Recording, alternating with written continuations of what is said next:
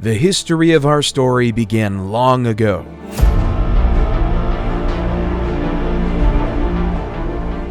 At one point in time, around 3 billion years ago, we were floating around as little tiny atoms in the little petri dish of the world. Fast forward to around 6 million years ago, and we see the emergence of the first hominids, the family of primates that include humans. 1.9 million years ago, Homo erectus was the first species to leave Africa and colonize other parts of the world. They had larger brains than their primate ancestors. Around 400,000 years ago, the first evidence of the Neanderthals. Their bodies were adapted to the cold environments of Europe and Western Asia. Their distinctive facial features were some of the most human-like ever seen. Then came us, the only surviving species of the Homo genus.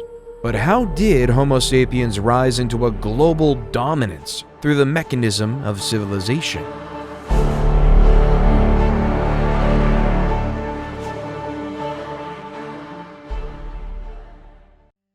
We begin our story in the fertile lands of Mesopotamia in 4000 BCE. Nestled between the great Tigris and Euphrates rivers in the Sumerian city of Uruk. Instead of relying on hunting and gathering like our ancestors of the past, the citizens of Uruk were able to develop a way to harvest cereal grains like wheat and barley. However, turning cereal grains into edible foods took a lot of work.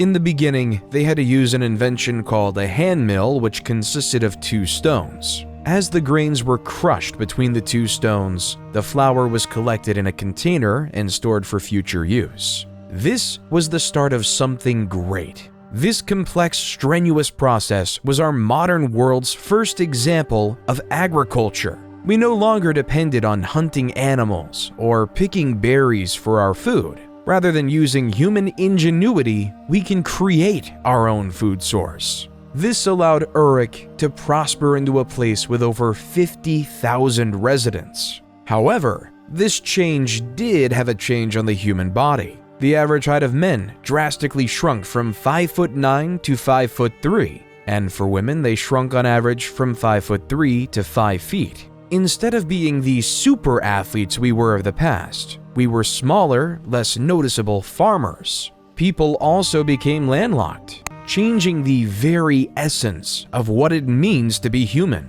In the early 3000 BCE, according to legend, King Gilgamesh began his rule as a Sumerian king of his region. One of the world's earliest poems, the Epic of Gilgamesh, describes the story of Gilgamesh and his quest for immortality. He meets a wise traveler named Utnapishtim, who tells a story of a great flood sent to destroy the world. Towards the poem's end, Gilgamesh says, "Life, which you look for, you will never find. For when gods created man, they let death be his share, and life withheld in their own hands." However, by the end of 3000 BCE, the Akkadians ousted the Sumerians. Sargon the Great took power and conquered all of Sumeria.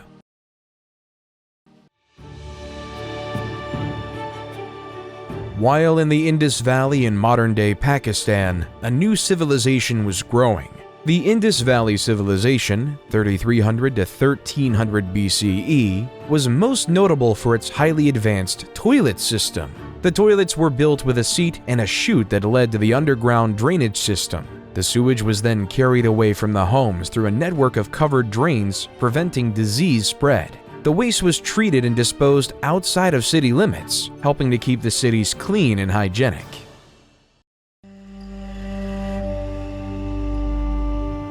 While in Egypt, they were more consumed with building pyramids than basic human plumbing.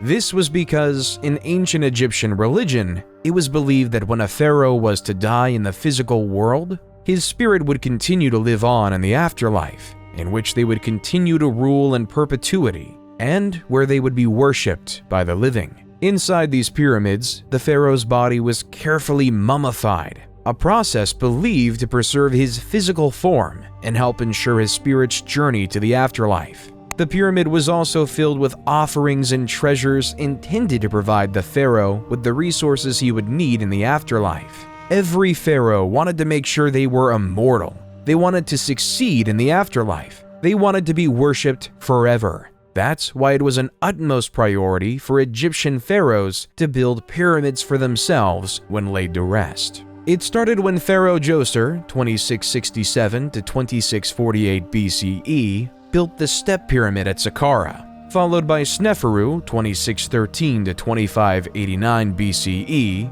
who built several pyramids, such as the Bent Pyramid and the Red Pyramid. Then came the pharaoh Khufu, 2589 to 2566 BCE, who built the famous Great Pyramid of Giza in a labor-intensive 20-year process, one that the world still marvels at today. Khufu was then followed by pharaohs Khafre and Menkaure, who built the slightly smaller second and third pyramids of Giza respectively.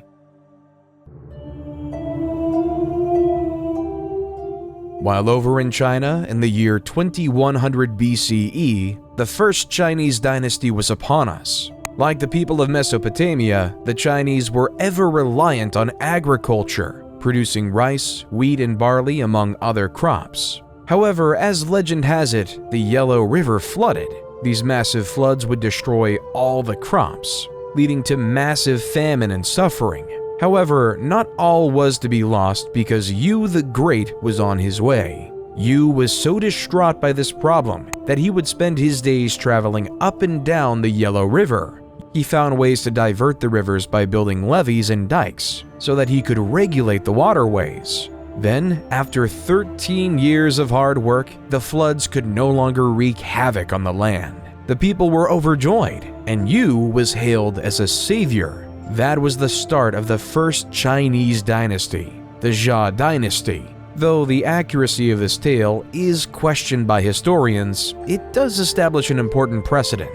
The idea is that power ought to follow one's merit. An individual who deserves absolute power shall have absolute power. This idea would shape the world for years to come and cause the people of ancient China to follow him to create the first ever Chinese dynasty.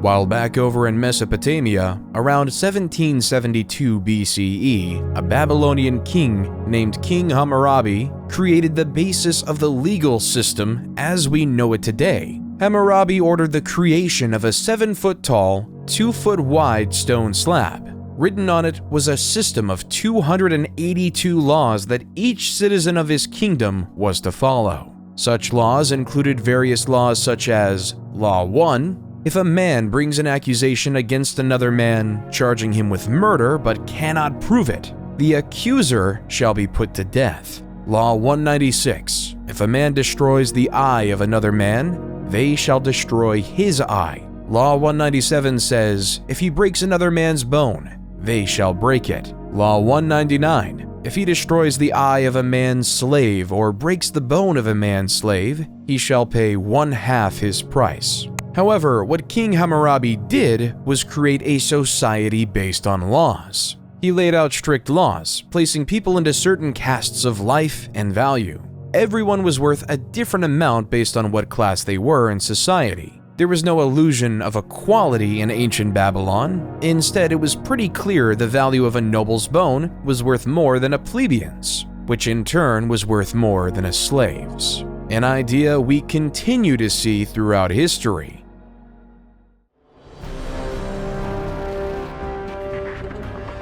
While in modern-day Turkey, a lesser-known civilization came to power.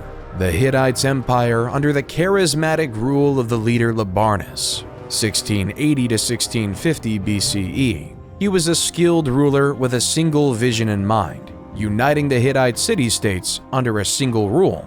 Labarnus led his army from city to city, conquering neighboring city-states and making alliances with their leaders. He was a shrewd diplomat, and he used his diplomatic skills to win over the hearts and minds of the people. Eventually, Labarnus became the ruler of all the Hittite city-states and established the empire. He was a just and fair ruler and was loved by his people. Under his rule, the Hittites prospered and their territory expanded, leaving them right next to their neighbors in Egypt.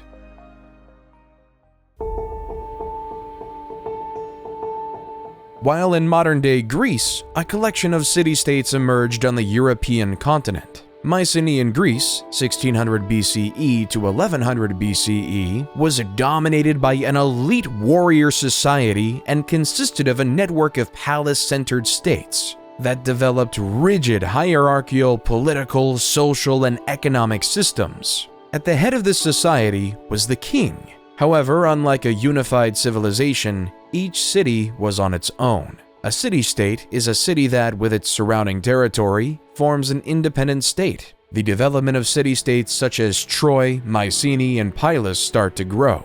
The first remnants of the Greek written language, known as Linear B, also started to emerge. The first record of any Indo-European Greek record we have today.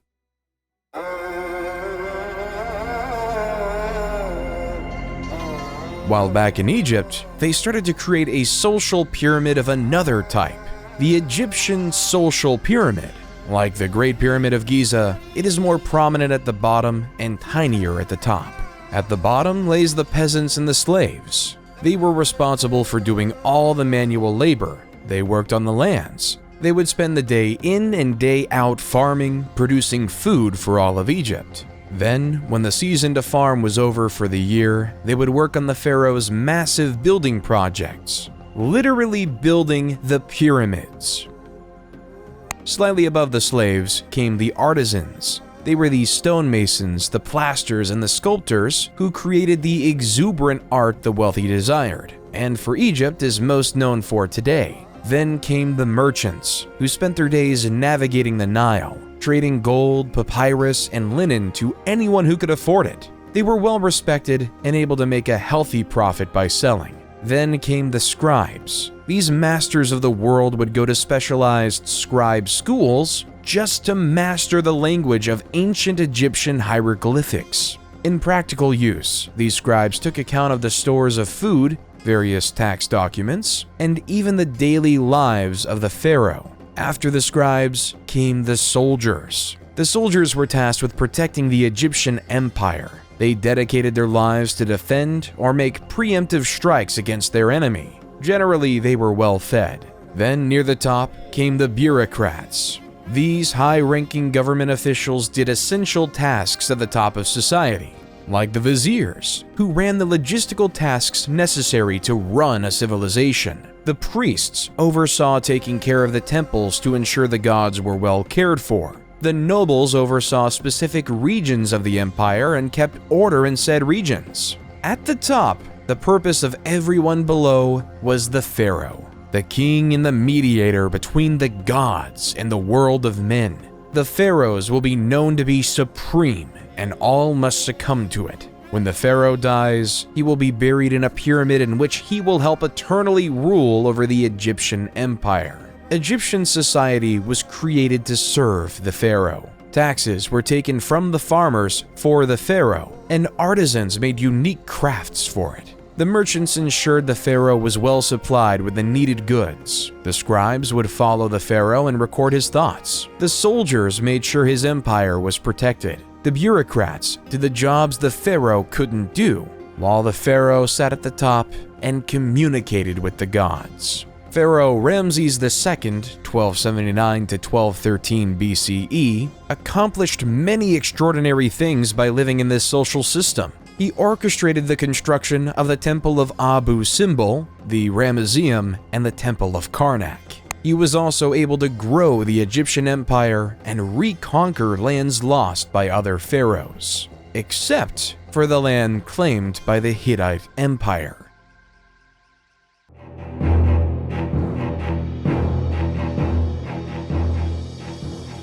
The Hittite king of the time, Mtwali II, 1295 to 1272 BCE, was notorious for ordering his troops to attack his Egyptian neighbors. Following the example of Labarnus, Mtwali wanted to unify the world under Hittite rule. However, Ramses had enough. Other pharaohs in the past have tried to stop the Hittites, but he knew if his empire was to ever succeed, he needed to attack back. His target is the city of Kadesh. Ramses rode in on his chariot with 4 divisions of 20,000 men ready to dominate and kill Mtwali. However, the Hittites already knew of the incoming Egyptian invasion through espionage. They fortified their city with 40,000 of his own men. A war was about to commence. Ramses decided to split up his divisions to force Mutawalli out, but yet Mutawalli never did.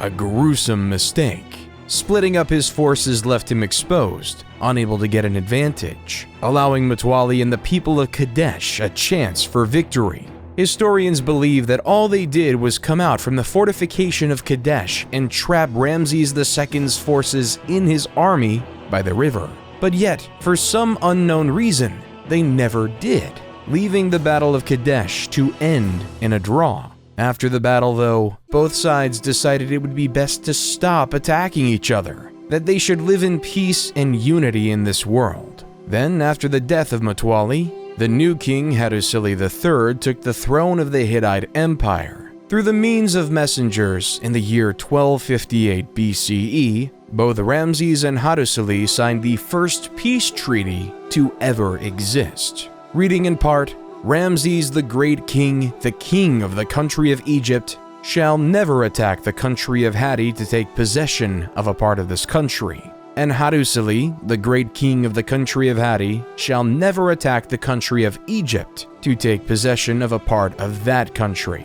Then, a period of friendship occurred between these two once warring nations. The Hittites were skilled in metalwork and taught the Egyptians to make superior weapons and tools. At the same time, the Egyptians, master of agriculture, shared their knowledge with the Hittites, trade for the benefit of both civilizations. Both civilizations prospered because of this. Peace can lead to prosperity. The agreement was kept in place until around 1200 BCE because that's when the Hittite Empire fell, because of the constant attacks they faced from the Sea People, leaving the Hittite Empire to be lost in the state of history.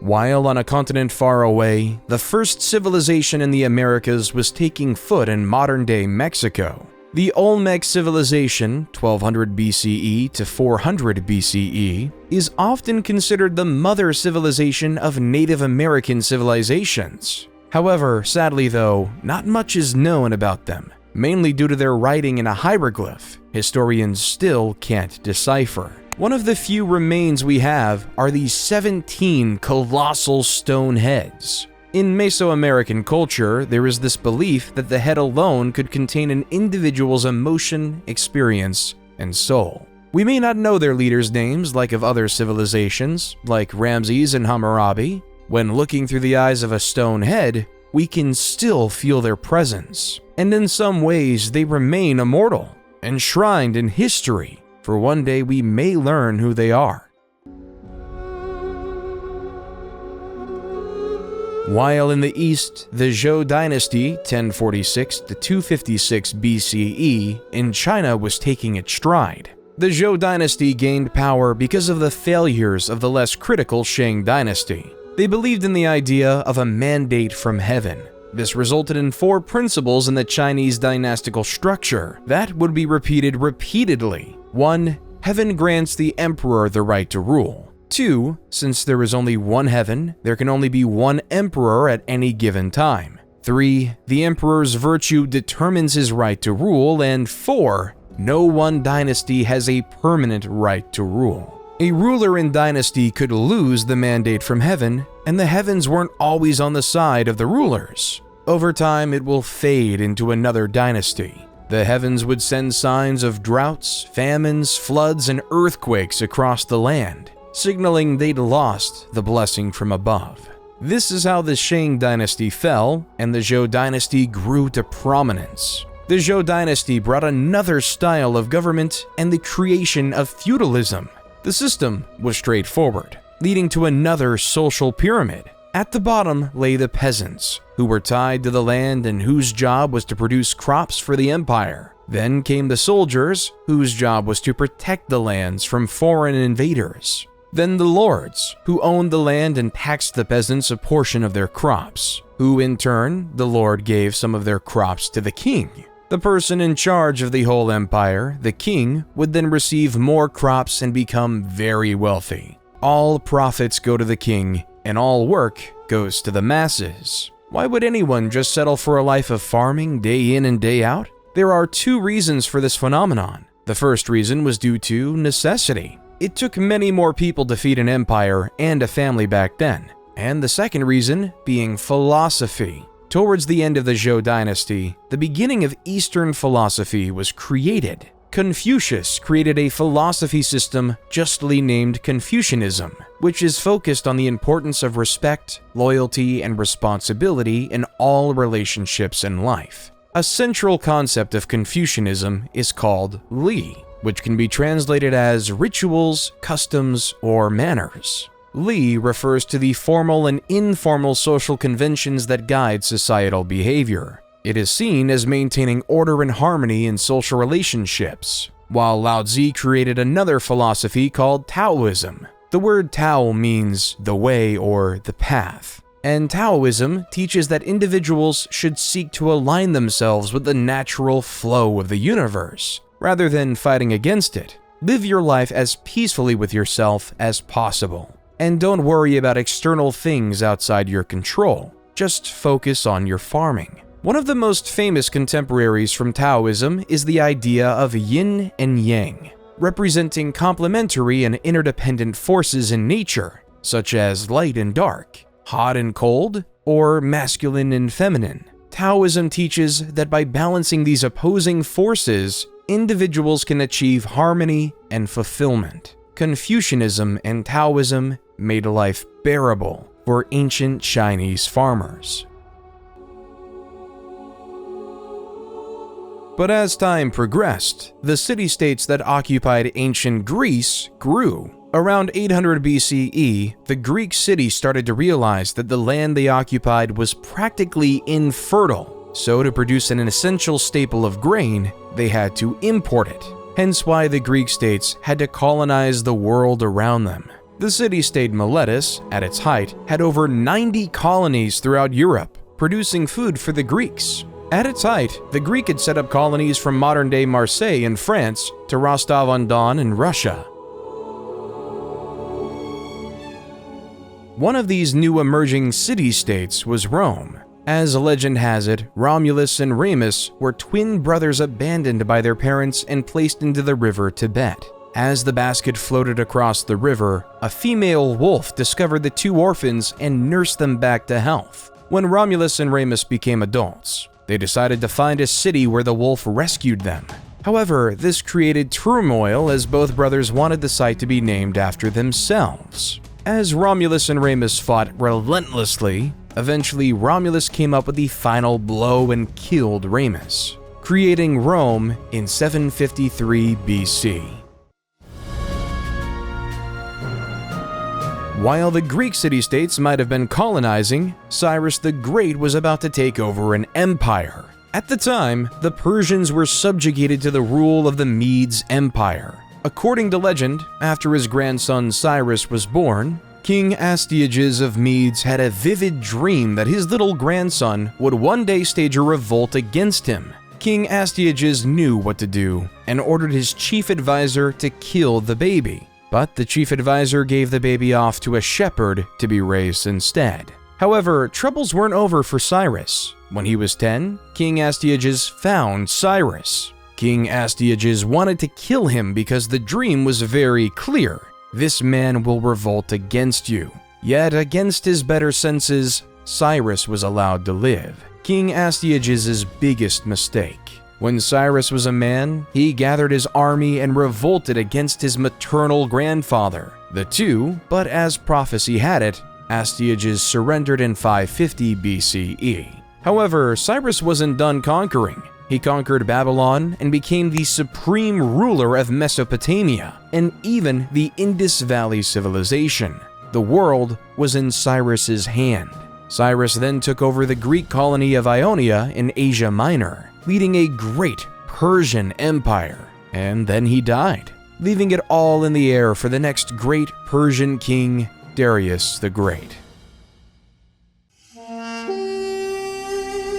While back in Greece, various city-states started to gain power, but two were at the forefront: Sparta and Athens. Sparta was a military powerhouse. The famous Spartans believed everything should focus on physical strength and war. When a new young Spartan was born, it would be slaughtered if it didn't look healthy. Boys were taken from their families at a young age and were trained to become soldiers. The brutal training included physical conditioning, weapons training, and harsh living conditions. The entire life of a Spartan was to win a war. Their society reflects it with three main groups. The ruling class consisted of aristocrats who held political power, the free non-citizens who were not allowed to participate in government but were still expected to serve in the military, and the helots, a group of enslaved people that provided labor for the Spartan state. Life in Sparta was harsh, brutal, and militaristic.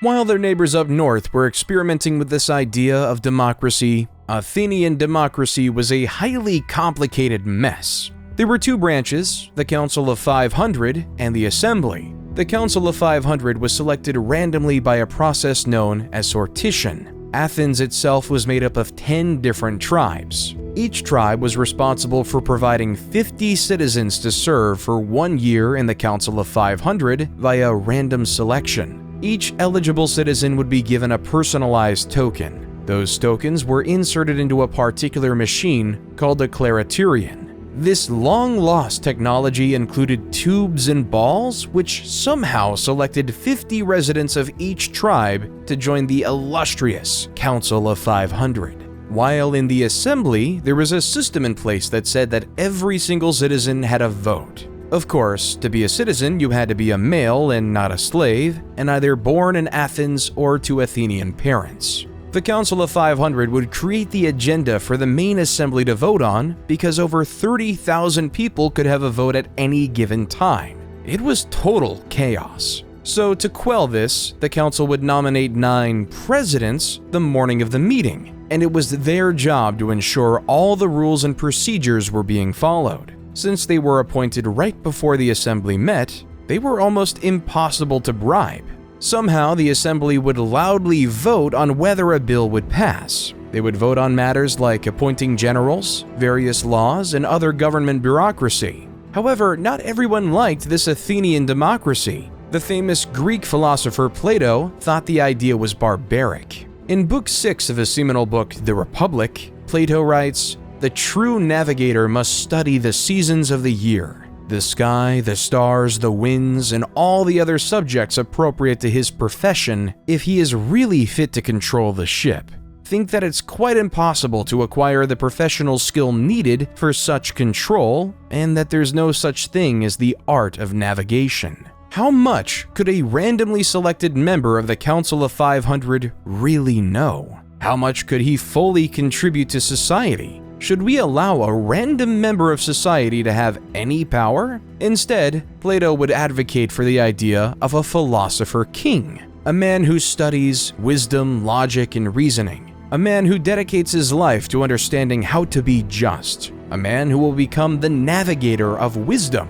Plato would rather say, the society we have described can never grow into a reality or see the light of day, and there will be no end to the troubles of the states, or indeed, my dear Glaucon, of humanity itself, till philosophers become rulers in this world, or till those we now call kings and rulers really and truly become philosophers, and political power and philosophy thus come into the same hands. There's just one issue with Plato's quote. Every leader thinks they're a philosopher king. Everyone thinks their thoughts are the best. Everyone thinks their ideas are the wisest. From Yu the Great in China, to Labarnus of the Hittite Empire, to Siddhartha Gautama of the Kingdom of Magadha in India.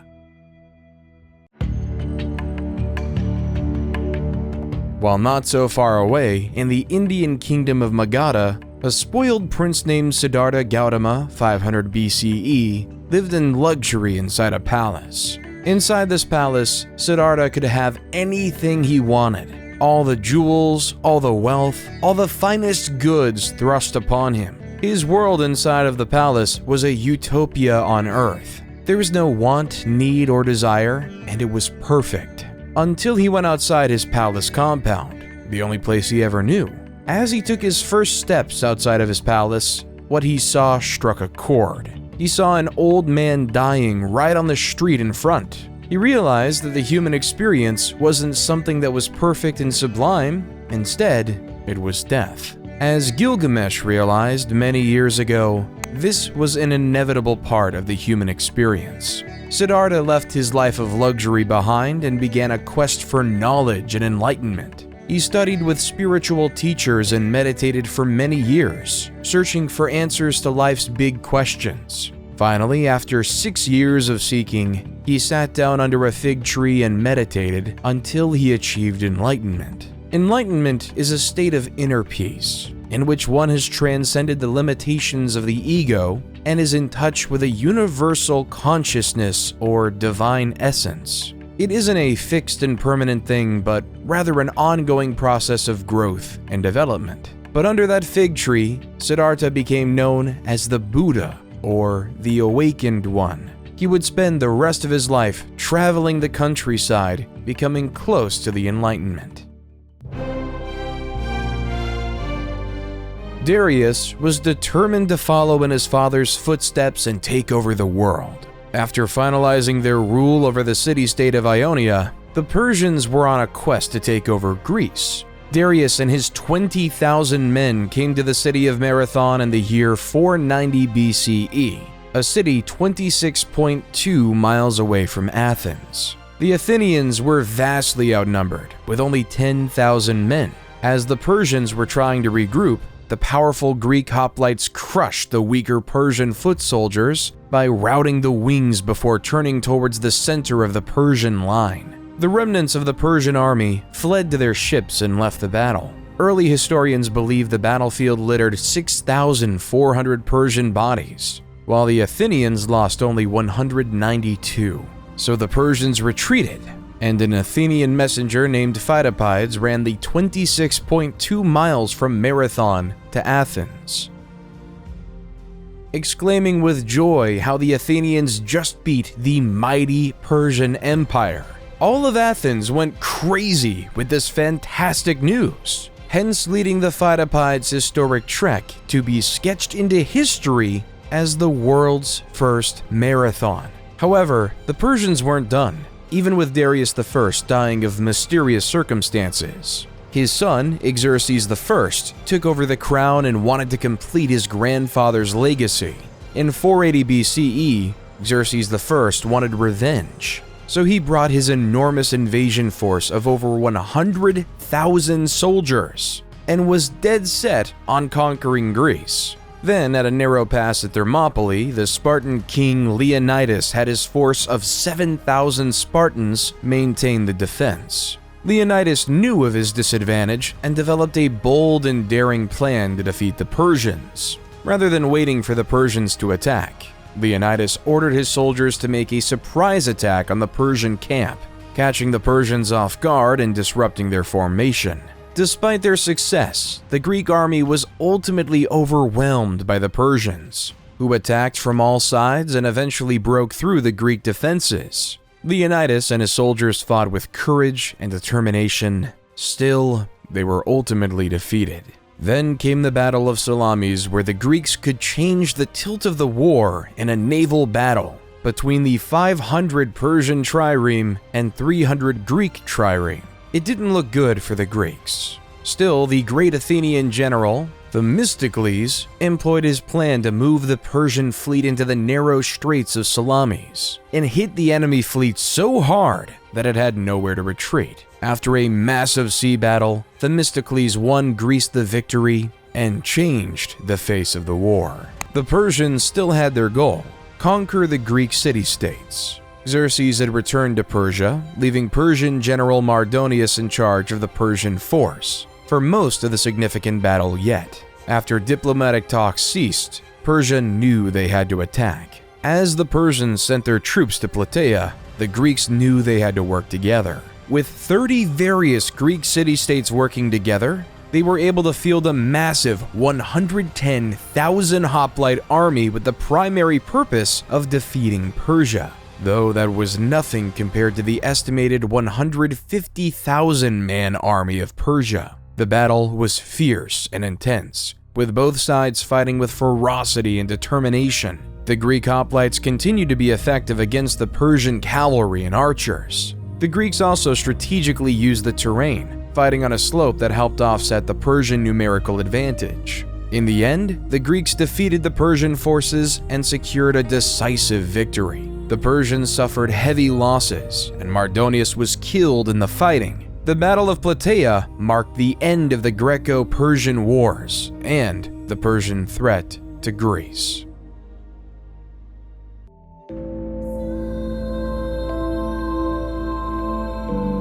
After the Persian War, life in ancient Greece was spectacular. A golden age of culture was upon us. With no longer having to face the threat of war, Athens was able to create architectural wonders, such as the Parthenon. The Parthenon sits upon the Athenian Acropolis, a prominent hill overlooking the city of Athens, to show its wealth and culture. No matter where you'll go in Athens, you can still see the Great Parthenon even today. Then came the theater. Around this time, the state would sponsor the most significant poets to create stories in the Athenian festival, called the City Dionysia, a festival designed to worship the Greek god of theater and fertility, Dionysus, creating playwrights such as Sophocles, Aeschylus, and Aristophanes.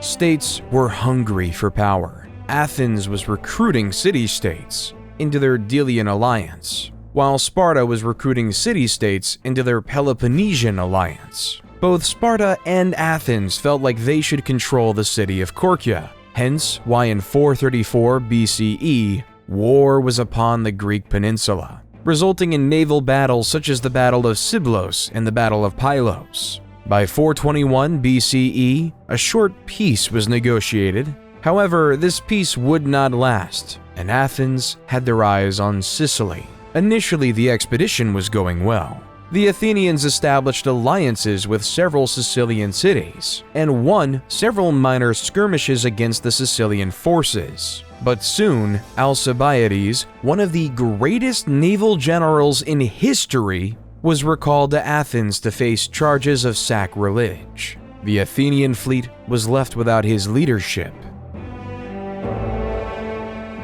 In his absence, the expedition began to unravel. The Athenians could not take the city of Syracuse, which had fortified its defenses and was well prepared for a siege. The Sicilians were aided by reinforcements from Sparta, which saw an opportunity to strike a crippling blow against its arch-rival Athens. The Athenians suffered from a lack of supplies and were plagued by disease. At the same time, the Syracusans launched a series of surprise attacks and ambushes. Finally, after months of grueling fighting, the Athenian fleet was destroyed in a decisive battle. Thousands of Athenians were killed, and many more were captured and enslaved. A decade after that, Athens fell to the Spartans. The age of legendary Greece was now over. Both Athens and Sparta were significantly weaker, never to regain the same power they once had, leaving the world ready for a philosopher king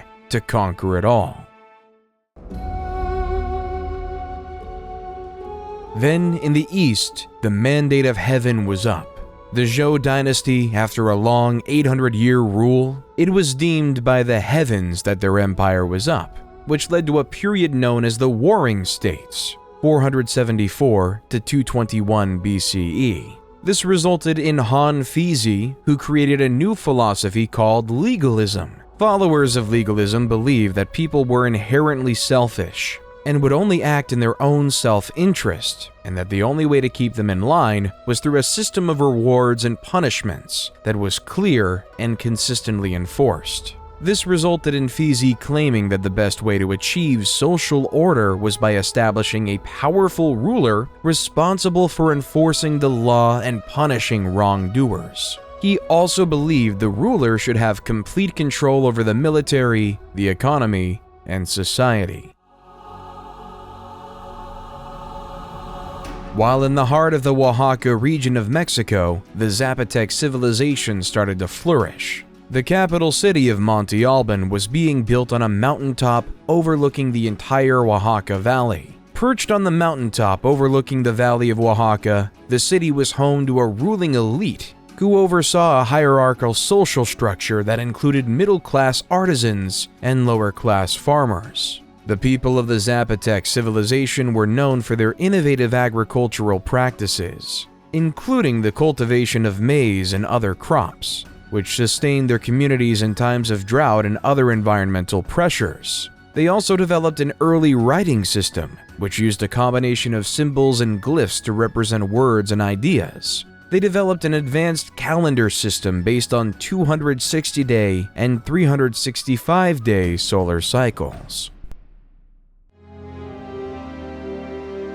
In Greece, during the year 356 BCE, in the city of Pella in the Kingdom of Macedon, the greatest commander in history was born. Alexander the Great grew up knowing he would be a leader, and was the son of King Philip II and Queen Olympia. But the teacher was much more impressive. Since he was a kid, Alexander was tutored by Aristotle. Aristotle is the man who is known as the father of logic. He created the fields of biology and taxonomy by introducing a way to think called the scientific method, a method that is still taught in schools to this day. He also wrote extensively about philosophy, ethics, and art, changing the face of the world as we know it today. This is the man who was in charge of teaching Alexander the Great. Alexander was 20 when his father was assassinated, but his excellent education allowed him to take over the rest of the world. After his father died in 336 BCE, Alexander was hell-bent on keeping his family's power. So when the Greek city of Thebes decided to revolt, Alexander and his army marched 240 miles in 14 days. When Thebes refused to surrender, he razed the entire city to the ground, and 6,000 were killed, and the rest were sold into slavery. The rest of the Greek city-states recoiled in fear, allowing Alexander to do as he pleased, leaving for his new target to be Persia and the new Persian king, Darius III. In 333 BC, Alexander faced the Persian army at the Battle of Issus. This significant engagement saw the Persian king Darius III defeated and forced to flee. Alexander then captured several key cities, including the vital port of Tyre, which had resisted his initial siege. In 331 BC, Alexander faced Darius III again at the Battle of Gaugamela, near the Tigris River in modern-day Iraq. Despite being outnumbered, Alexander won a decisive victory using superior tactics and mobility. The Persian army was shattered, and Darius III fled once again. Alexander then proceeded to capture the Persian capital of Babylon and took control of much of Mesopotamia. He continued his campaign eastward, winning battles in what is now modern-day Iran and Afghanistan. In 330 BC, he captured the Persian capital of Persepolis, a city of great wealth and cultural significance. But Alexander wasn't done. He wanted to expand eastward, eventually crossing the Hindu Kush Mountains into India. However, his troops grew tired of the endless fighting and refused to go any further, and Alexander was forced to turn back. However, after Alexander failed in the Indian subcontinent, a powerhouse emerged in India called the Mauryan Empire. At its height, it spanned over much of India, Pakistan, Bangladesh, and Afghanistan. However, this conquering came at much of a cost for its leader Ashoka the Great. In 261 BC, after the death of his parents, Ashoka decided that his empire needed to expand. In his sights, the kingdom of Kalinga. The war was bloody, the war was fierce. Over 100,000 people died. Ashoka couldn't sleep with himself. He didn't know how to deal with his actions that resulted in so much death. So he turned to the teaching of the Buddha. Under Ashoka's rule, the Mauryan Empire became known for supporting Buddhist teachings and promoting nonviolence. Ashoka issued a series of edicts inscribed on rocks and pillars throughout the empire that promoted principles such as kindness, respect for all religions, and the abolition of slavery. Certain traits were not shared in the West by Alexander.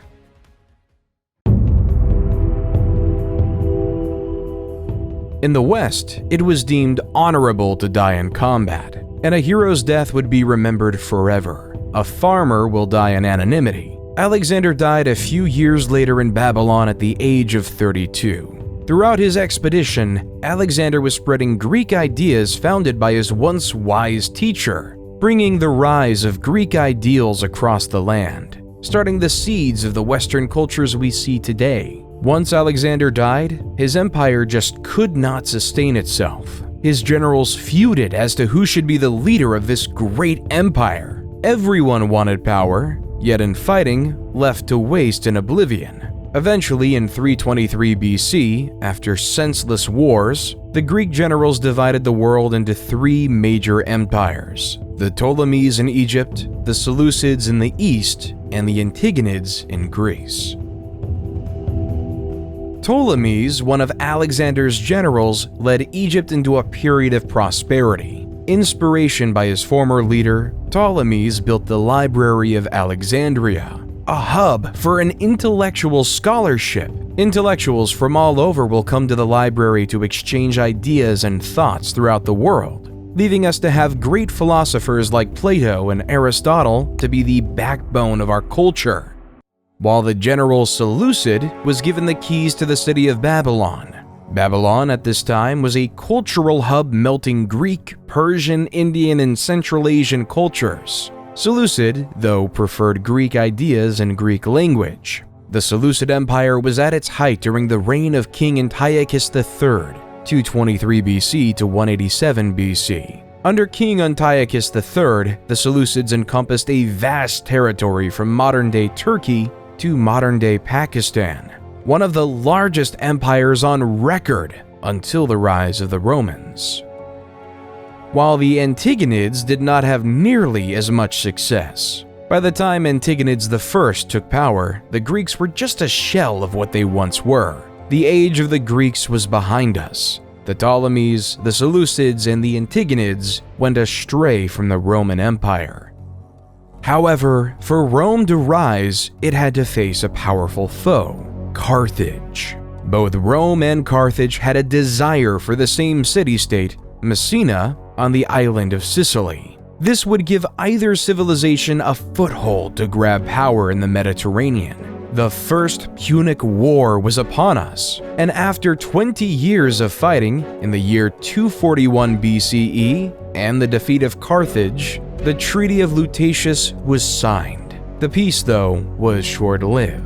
In 218 BCE, the Second Punic Wars began when the Carthaginian general Hannibal invaded Italy with his army, including elephants, to conquer Rome. Hannibal won several early battles, including the Battle of Cannae in 216 BCE. Still, he was ultimately defeated by the Roman general Scipio Africanus at the Battle of Zama in 202 BCE. The war resulted in the complete defeat of Carthage, which was forced to cede its territories to Rome, and the end of the Carthaginian Empire. There was no doubt in the world anymore that it was time for the Romans to take charge in the West.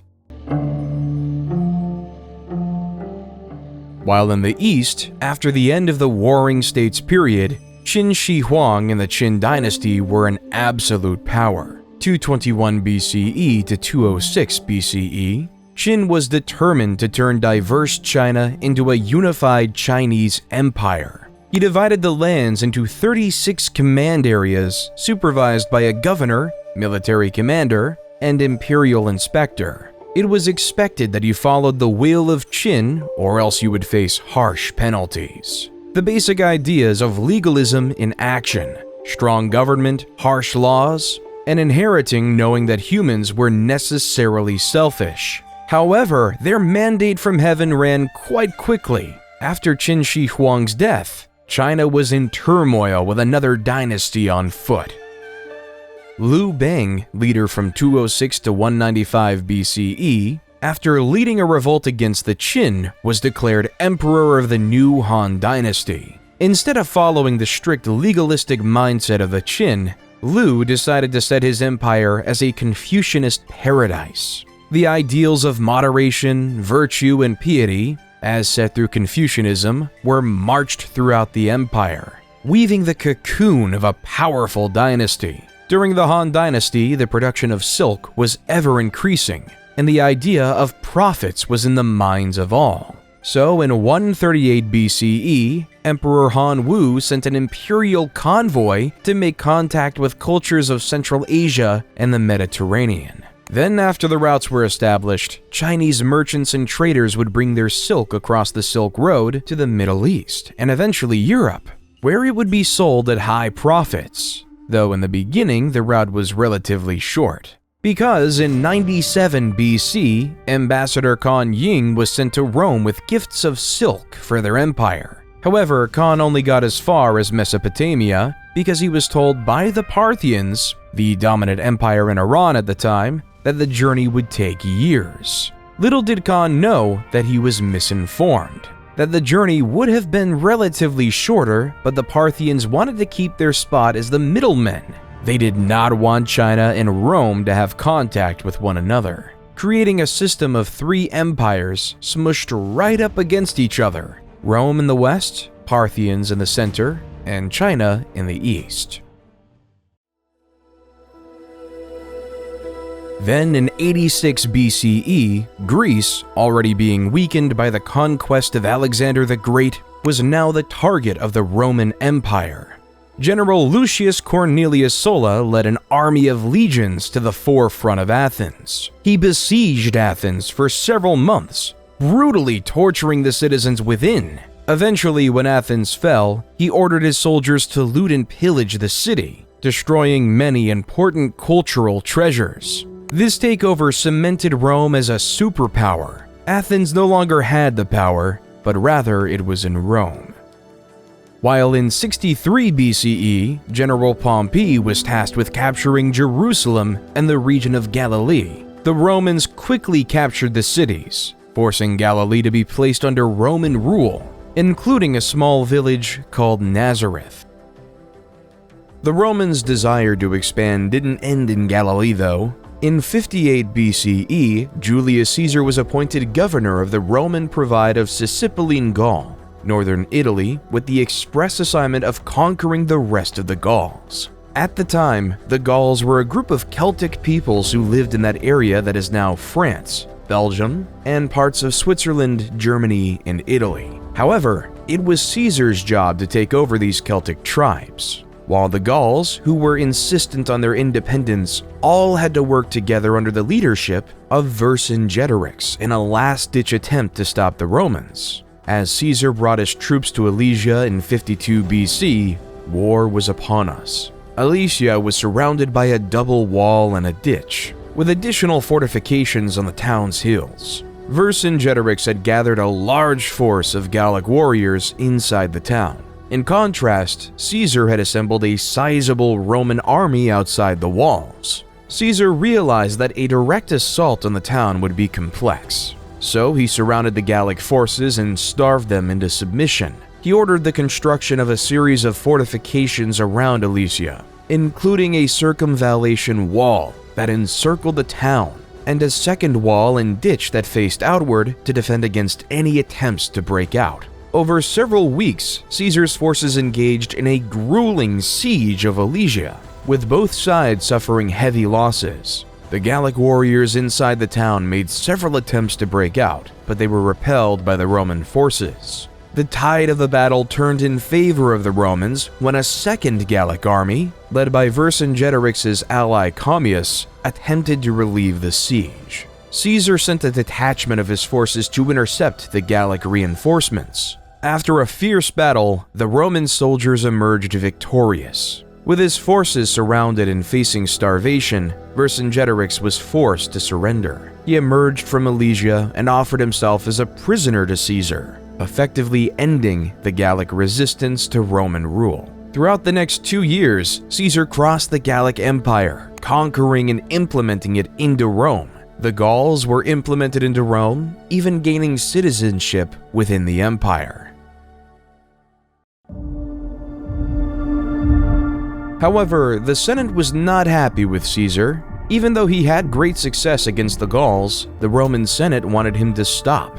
They did not like the popularity Caesar was gaining, nor the power he was controlling. So the Roman Senate called upon Caesar to resign his command and disband his army, or risk being declared an enemy of the state. This led Caesar to an essential choice to make. Will he either follow the will of the Roman Senate or ignore them and start a bloody civil war? Roman law at the time prohibited any general from crossing the Rubicon River and entering mainland Italy with a standing army without the expressed permission of the Roman Senate. To do so would be treason, and this tiny stream would reveal Caesar's intentions and mark the point of no return. Civil war was imminent as Caesar and his army marched over the Rubicon.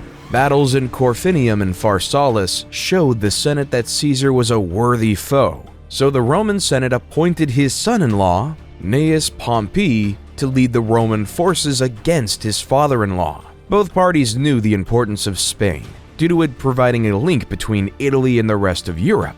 The two armies clashed near the town of Leda in northeastern Spain.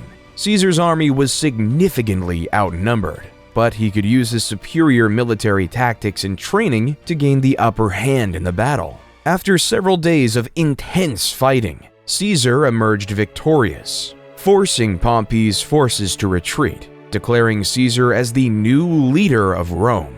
When Caesar made it back to Rome, the crowds were chanting, "Hail Caesar! Hail Caesar!" The people then decided that he would be the dictator of Rome for life. Caesar immediately set to work, implementing a series of reforms and policies aimed at improving ordinary Romans' lives and strengthening the central government's power. He ordered the construction of new infrastructure, such as roads, bridges, and aqueducts, which helped to connect different parts of the city and improve trade and commerce. Caesar also enacted a series of political and social reforms, including granting citizenship to many people living in the Roman Empire and creating new laws and customs that were based on Roman practices. He encouraged the spread of the Latin language and culture throughout the city and established the Julian calendar, which is the basis of the calendar we use today. However, Caesar's reign was short-lived because 2 years later, in 44 BC, he was stabbed to death by two loyal senators, Cassius and Brutus. The assassination of Caesar led the Roman world into disarray. The world was filled with factions, vying for government control without a strong leader. Octavian, Caesar's son, who was 18 then, came to Rome to claim his inheritance and assert his place in the political landscape. He quickly aligned himself with Caesar's loyal lieutenant, Mark Antony. Together, they defeated Caesar's assassins at the Battle of Philippi in 42 BCE. However, tensions soon arose between Octavian and Antony as both men vied for control of the Roman Empire. In 31 BCE, their forces clashed in the naval Battle of Actium, which resulted in Octavian emerging as the clear victor. Antony fled to Egypt with his lover, Cleopatra, and the two committed suicide the following year. With Antony's defeat, Octavian emerged as the undisputed ruler of Rome. In 27 BCE, he was appointed Augustus and became the first Roman emperor.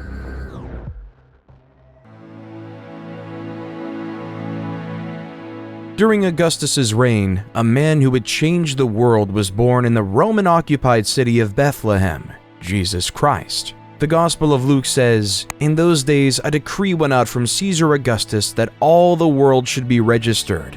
This was the first registration when Quirinius was governor of Syria, and all went to be registered, each to his own town."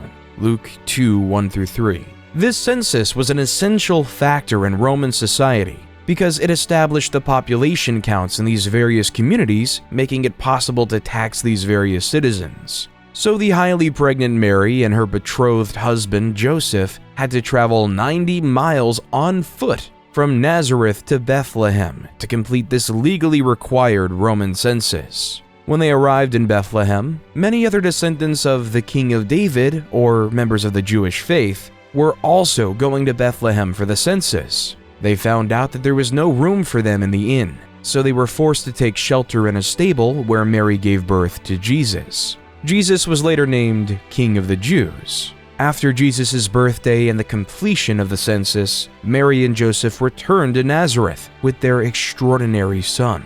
As the years of Jesus went on, stories about him grew. More and more followers began to worship Jesus as their Messiah. They claim that he can catch an endless amount of fish. They claim that he can cure the blind. And they claim that he was the Son of God. So these followers, specifically his disciples, started to write down his entire life journey. 4 of his closest disciples, Matthew, Mark, Luke, and John, wrote down the main chunks of the book in these parts called Gospels. Each of these Gospels covered almost all of the same events, the narrative life of Jesus Christ. This narrative testimony of a child born in a stable changed the world forever. Even though many loved Jesus, some viewed him as a threat. Emperor Tiberius succeeded Augustus and reigned from 14 AD to 37 AD. Tiberius was notorious for his delators, a network of informants rewarded for spying and reporting on suspected traitors and criminals. Criminals reported on by the delators had to face a treason trial, often resulting in executions or forced suicides. His prefect of Judea at the time, Pontius Pilate, was no stranger to the harsh punishment of traitors. As Jesus was influencing more and more people, he became more of a political threat. So, following the guidelines of Emperor Tiberius, Pilate was given no practical political choice other than to execute Jesus on the cross. Roman law was evident then. One must follow the emperor's will, or else they will perish. As Jesus was crucified on the cross, a new religion was born: Christianity. In the beginning, Christianity was just a small sect of Judaism. Nevertheless, its growth would be unparalleled.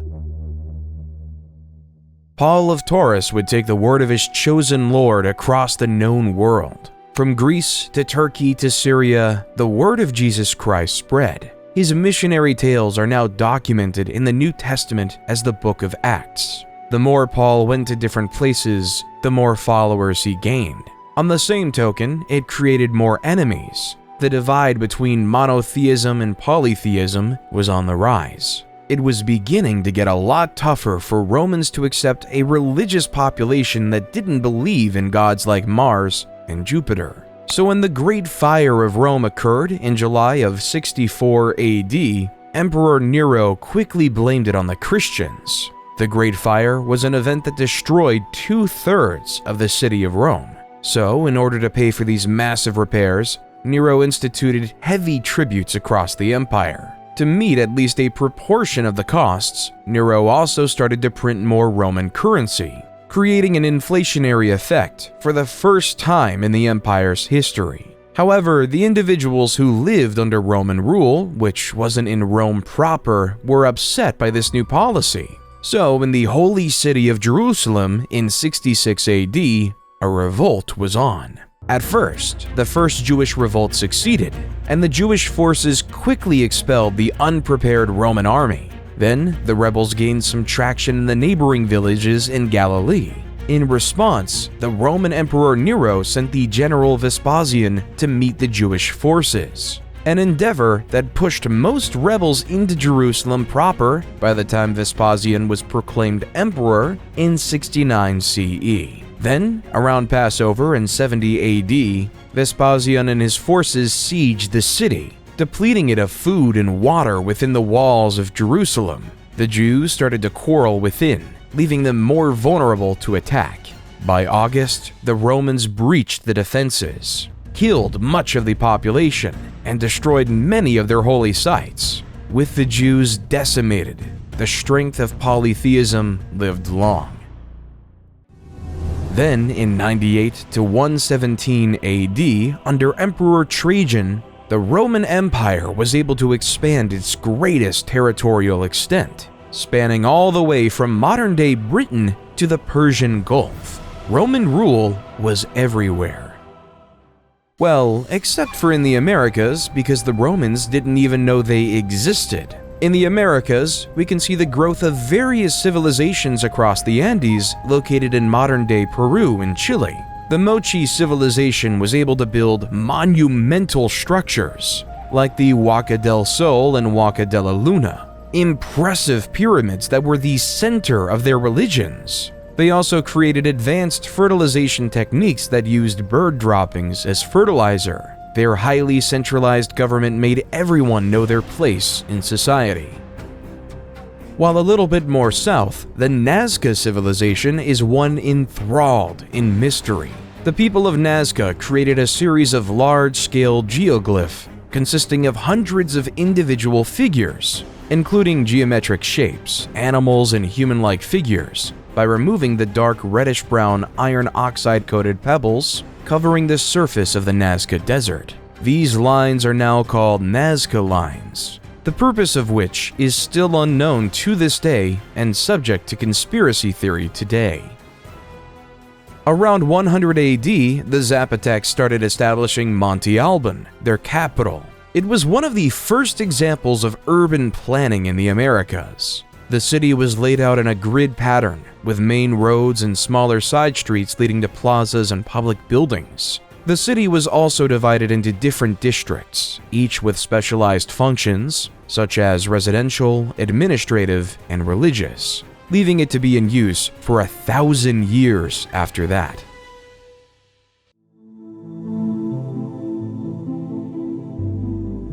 While back in Rome, after the end of Trajan's reign in 117 AD, a new emperor with a purpose was in hand. Hadrian was a man tasked with a near impossible, keeping the massive Roman Empire under one rule. He first had to deal with a crisis with the newly colonized Roman Britain. Like their predecessors in Judea, the Roman Brits did not like being Roman, so they started to cause unrest, and in the eyes of Hadrian, a real threat of revolution was on his mind. So Hadrian had ordered a massive wall, aptly named Hadrian's Wall, which spanned almost coast to coast, keeping it sunk in the conquered people's minds that the Romans were here, staving off revolution in one region. However, in Galilee, things weren't as peaceful. Simon Bar Kokhba led a rebellion of the Jewish people to free themselves from Roman rule.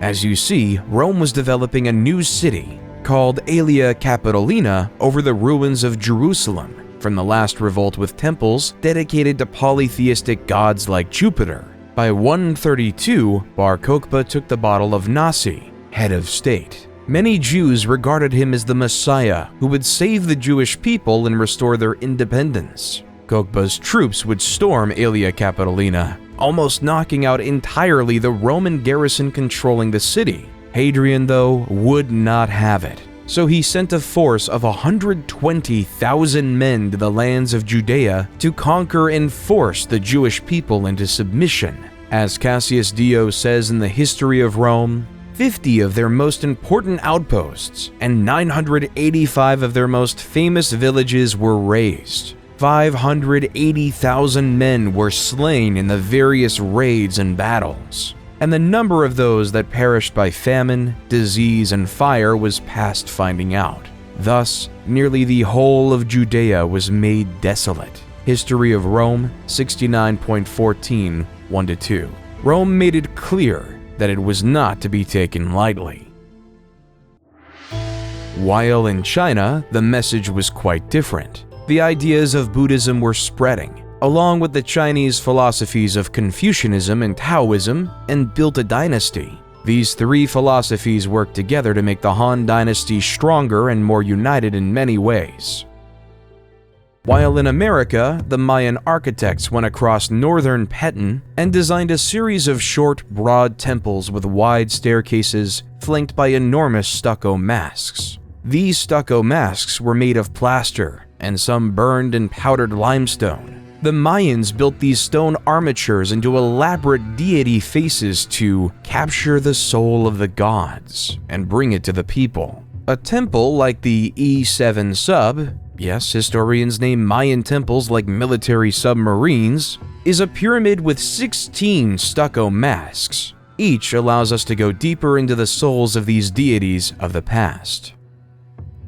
In the Middle East, a new empire was emerging with roots in the past. A man named Ardashir claimed to have royal blood that traced all the way back to Cyrus the Great. Ardashir claimed that he should be the true ruler of the Persian Empire, not those frauds of the Parthians. Ardashir was able to unite the various tribes of Persia. In 224 AD, Ardashir I led his forces against the Parthian king Artabanus V in a significant battle at Hormozgan. The Sasanian forces, known for their cavalry, defeated the Parthians and captured Artabanus V. With this victory, Ardashir I declared himself king and established the Sasanian Empire. Ardashir I quickly established a centralized government and built a new capital at Ctesiphon on the Tigris River. He re-established the Zoroastrian religion, which had been suppressed by the Parthians, as the empire's official religion. He also built a powerful military machine with skilled cavalry and archers. He began to expand his territory by conquering neighboring regions. As the Parthians were on their way out, so were the Han. The Han dynasty's downfall was marked by political instability, economic problems, external threats, internal rebellions, and power struggles. The weakening of central authority allowed regional warlords to seize power, and the government's attempts to address economic issues were unsuccessful. External threats and rebellions weakened the dynasty even further. A warlord named Cao Pi declared himself emperor and established the Wei dynasty, officially ending the Han dynasty.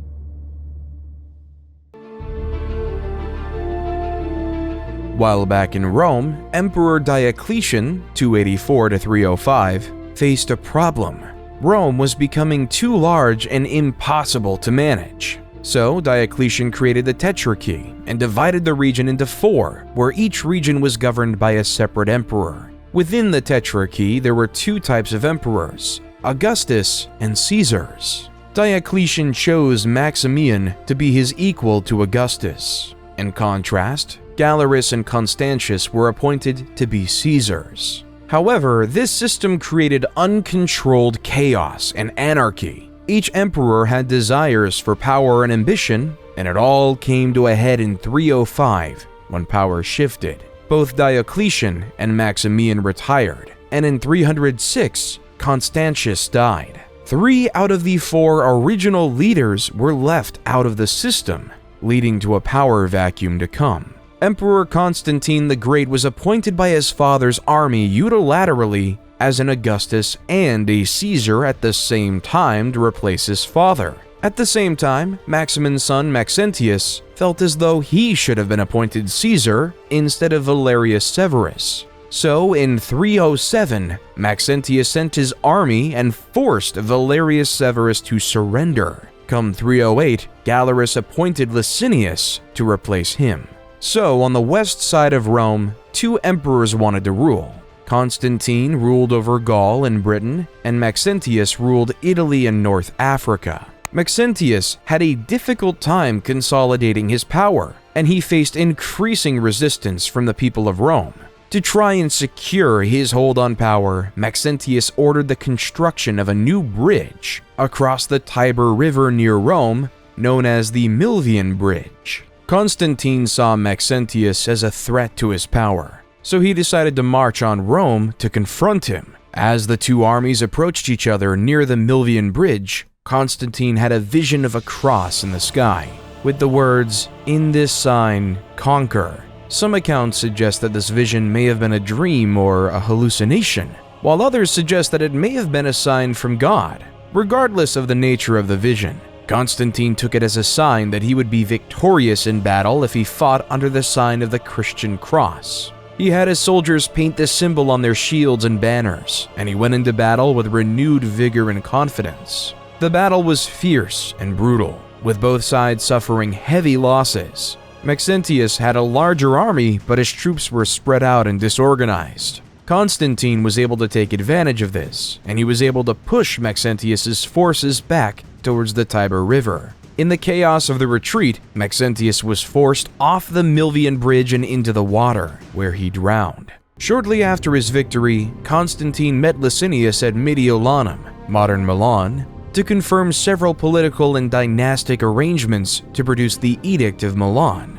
This edict gave power for Eastern Rome to Licinius and Constantine's sole power of the West. More importantly though, this document extended religious tolerance for Christians and restored any properties confiscated from them during the persecution. However, the peaceful coexistence of both rulers was short-lived. Though the edict allowed for the safety of Christians, Licinius was still very much a paganist. Their differences started to grow. All came near the city of Chrysopolis in 324 AD, where both armies went and fought. Constantine's military might was on display. He was able to force the Eastern Roman army towards the sea, leaving many to be killed or captured.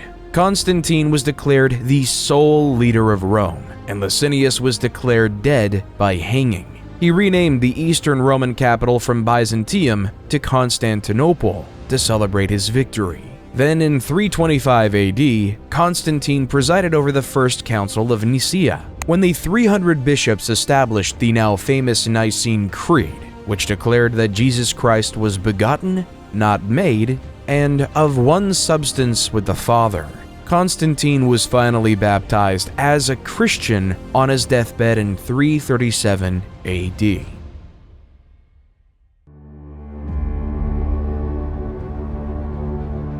Come 370 AD, a new player was on the scenes. The Huns were a barbaric nomadic civilization who were masters of warfare. According to legends, they were taught horsemanship as early as the age of 3.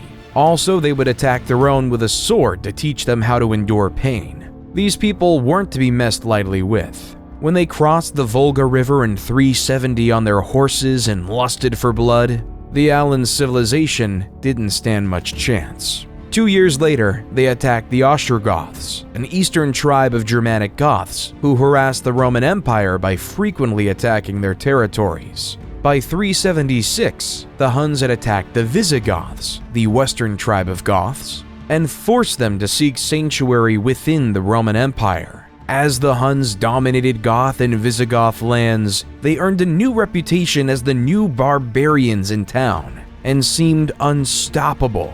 By 395 AD, they began invading Roman domains, and some Roman Christians believed they were devils who arrived straight from hell. The reason they started invading Rome was because of the death of Theodosius the Great. His shining achievement as emperor was keeping the Goths and the Huns at bay. But on death, he decided to follow the ideas of Diocletian and split the empire up again, splitting up control between his two sons, Arcadius in the east and Honorius in the west, making Theodosius the last leader of a united Rome. With Honorius in charge, the incapable general made Western Rome an easy target to be bullied. The Visigoths, looking for a new place to live, had their eyes set on Rome. So throughout the early 410s, the Visigoths ransacked various Roman cities. Then, on August 24th, 410, the Visigoths sacked Rome, taking control of this historic city. It was the first time in nearly 800 years that a foreign army occupied the city of Rome. However, the Visigoths couldn't maintain control of Rome. Instead, they continued to ransack Roman territories until they established their kingdom in 418 in modern-day Spain.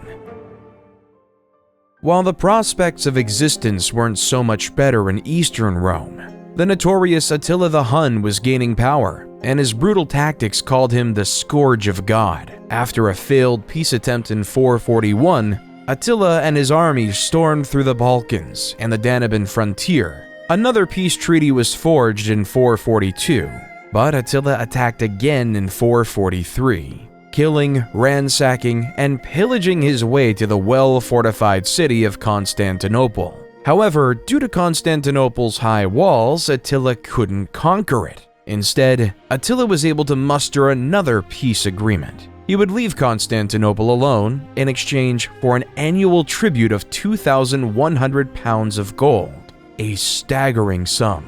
Then in 451, the Huns invaded the Gauls, allowing the once enemies of the Visigoths and the Romans to wise up and work together to fight the Huns. According to legend, the night before the imminent battle, Attila consulted sacrificed bones and saw that thousands of his army would fall in the fight. The next day, his premonition came true. In the Battle of the Catalonian Plains, after hours of ferocious fighting, tens of thousands of soldiers lay dead, giving Attila his first and only military defeat in history. However, even after the loss, Attila and his army marched on and returned to Italy, continuously ravaging the cities. In 452, with Rome in sight, he met Pope Leo I, who acted as an emissary between Attila and Rome. There's no record of what they discussed. Still, according to legend, the apparitions of St. Paul and St. Peter appeared to Attila. They threatened to kill him if he didn't negotiate with Pope Leo I. Attila decided to pull out of Italy and return to the Great Hungarian Plain, whether because of his fear of the Pope and his saintly allies, or because of his troops were stretched too thin and weakened by malaria.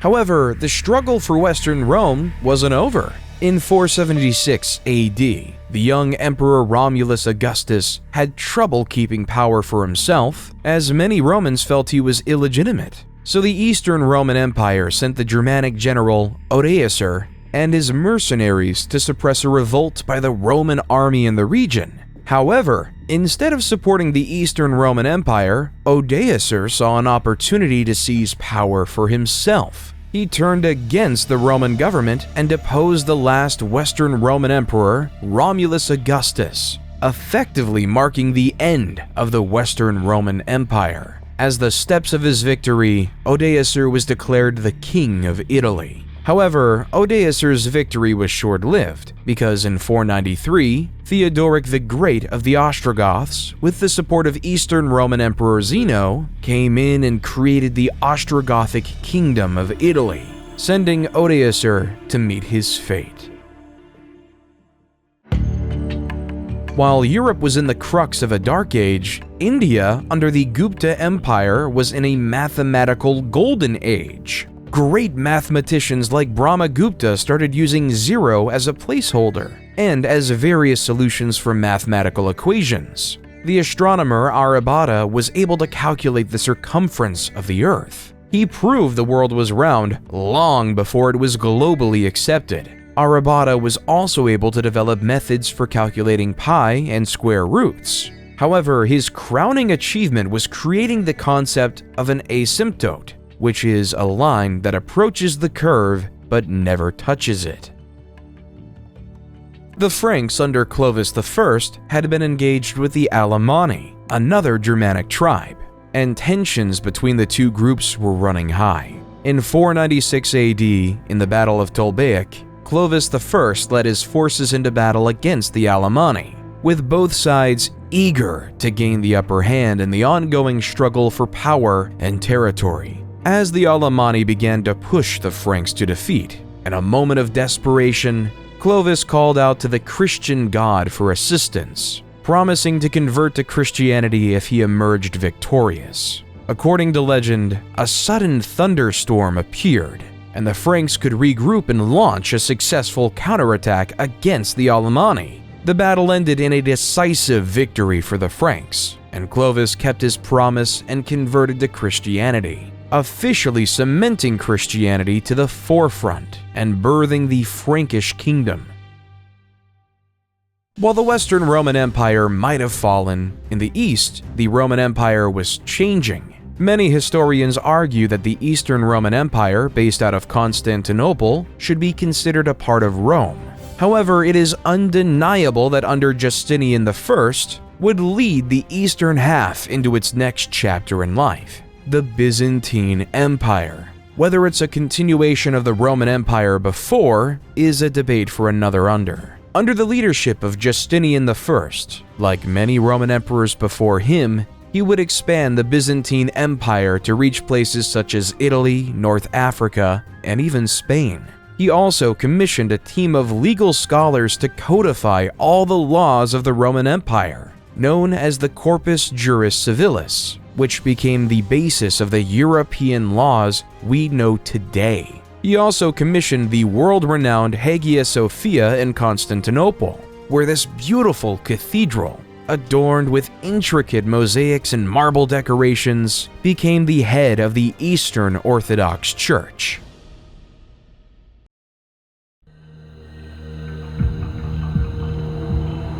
However, Jesus wasn't the only prophet at the time. In the small town of Mecca, a nomadic tribe called the Quraysh gave birth to a man who would change the religious world yet again: Muhammad. Muhammad was orphaned at an early age and was raised by his grandfather and later his uncle. As he grew up, he worked as a merchant, which earned him the nickname Al-Amin, meaning the trustworthy. On one of his pilgrimages in 610, Muhammad meditated in a cave on Mount Jabal Nur. The angel Gabriel appeared and relayed the word of God. Recite in the name of your Lord who creates a man from a clot. Recite, for your Lord is most generous, became the opening verses of Surah, chapter 96 of the Quran. At first, Muhammad was reluctant, not knowing how to disclose this information. However, soon enough, Muhammad began to gather a small following, which was mocked by the pagans of Mecca. However, when Muhammad denounced idol worship, the leader of Mecca knew that he was through. So through the resistance from Mecca, Muhammad and his followers were eventually forced to emigrate to Medina, a city 260 miles away. There, Muhammad was instrumental in ending various civil wars, creating a prosperous Muslim community. Nevertheless, this prosperity would be challenged by the members of Muhammad's old tribe, the Quraysh and their allies, who marched up to Medina with a large army to attack the Muslims. Muhammad devised a plan that they could defend the city if they dug a trench around its perimeter, making it near impossible for enemy forces to penetrate. For several weeks, the Quraysh tried to break through the trench, trying and trying yet again. Eventually, strong wind and heavy rain caused the Quraysh forces to abandon the siege, marking the Muslims as victorious. In 630, the Muslim army marched into Mecca, taking the city with minimum casualties. Muhammad gave amnesty to the enemy leaders who once opposed him, converting most of the Meccan population to Islam. At the time of Muhammad's death, the Muslims had successfully united the Arabian Peninsula under the banner of Islam. After Muhammad's death, a series of caliphs or leaders took over the leadership of the Muslim community, beginning with Abu Bakr, a close companion of the Prophet.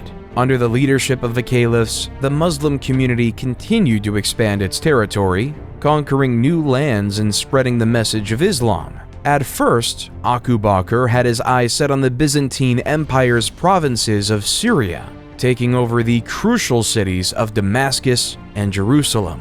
Then in 636, the Arab forces invaded the Sassanid Empire, taking over their capital city in 637, marking the end of the Sassanid Empire. Onward to Egypt they went, where after years of fighting, they successfully defeated the Byzantine to take over the city of Alexandria in 642 AD, economically crippling the Byzantines. By 716, the Arab forces had conquered much of North Africa, Carthage, and Spain, so that by 716, the Arabs had an extensive empire from Lisbon to China.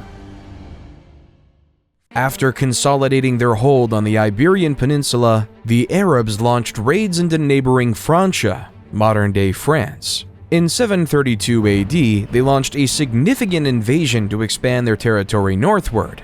The Arabs' forces, led by Emir Abdul Rahman al-Ghafiqi, quickly conquered several cities in the region, including Bordeaux and Tours. However, Charles Martel, the military leader of the Franks, assembled a large army to meet the Arabs in battle. The battle of Christianity versus Islam. Both empires wanted to keep their own faith. The Arabs wanted to impose their religion onto the Franks. The two forces clashed near Tours on October 10, 732 AD. The battle was fierce and lasted several days, with both sides suffering heavy casualties. In the end, though, Charles Martel and the Franks emerged victorious, and the Arab forces were forced to retreat back to Spain, ending the massive expansion of the Arabic Empire.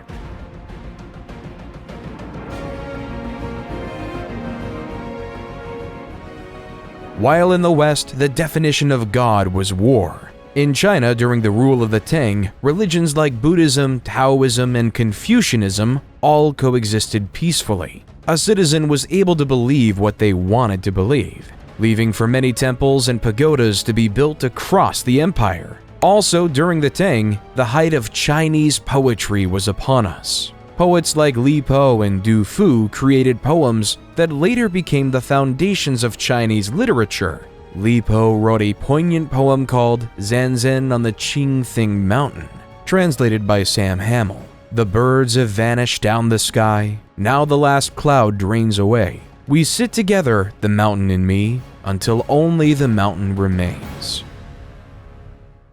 Charlemagne, also known as Charles the Great, became the king of the Franks in 768. Charlemagne was a skilled military leader who expanded the Frankish Empire through successful campaigns. He conquered much of Western Europe, including modern-day France, Germany, Italy, and Spain. Charlemagne was also a devout Christian and worked to spread Christianity throughout his empire.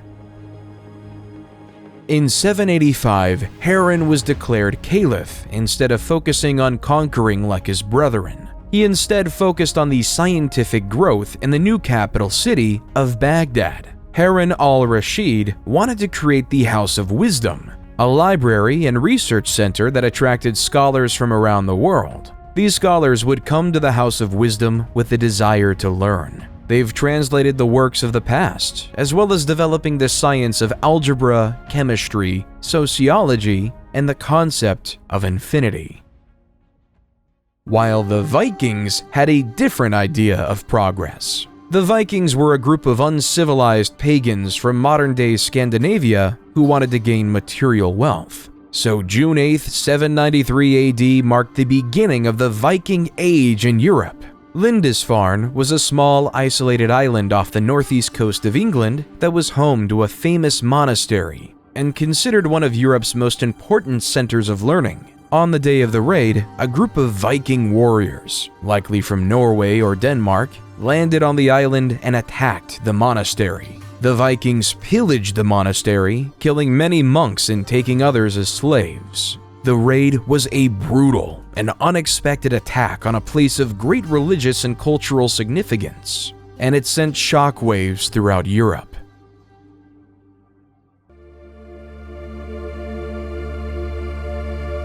In 799, in Rome, Pope Leo III was attacked by a faction of Rome who believed that the Pope was guilty of tyranny and serious personal misconduct. So Pope Leo III ran away to the Frankish kingdom.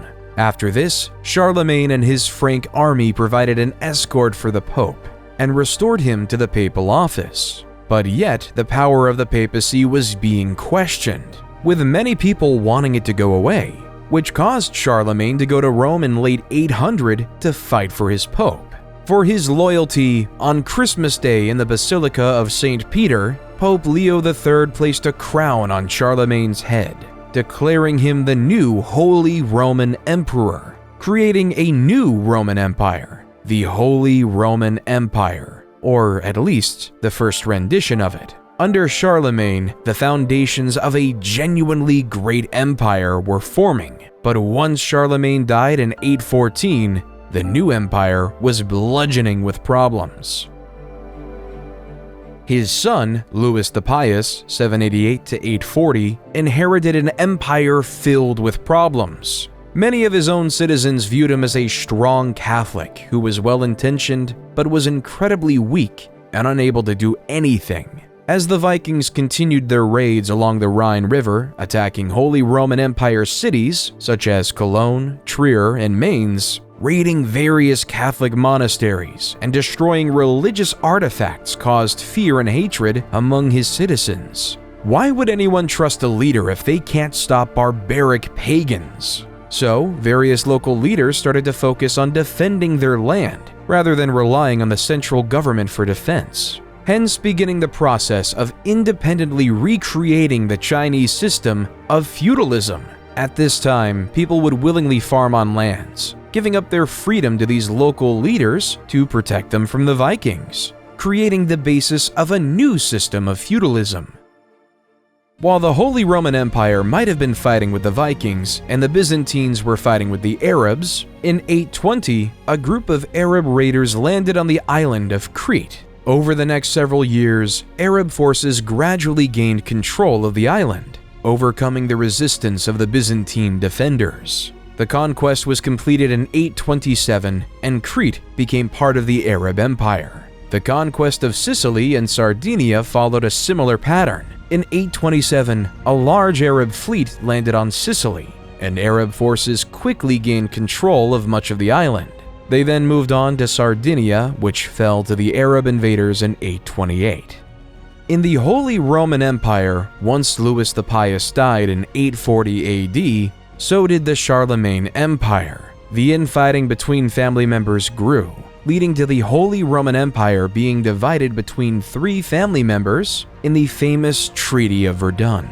In the West, the formation of the West Frankish Kingdom was given to Charlemagne's grandson, Charles the Bald, in modern-day France. In the East Frankish Kingdom was given to another grandson, Louis the German, which was obviously settled in modern-day Germany, while the Middle Kingdom was given to Charlemagne's eldest son, Lothair. However, being squeezed in between the West and East Frankish kingdoms gave the Middle Kingdom a short lifespan and was practically irrelevant.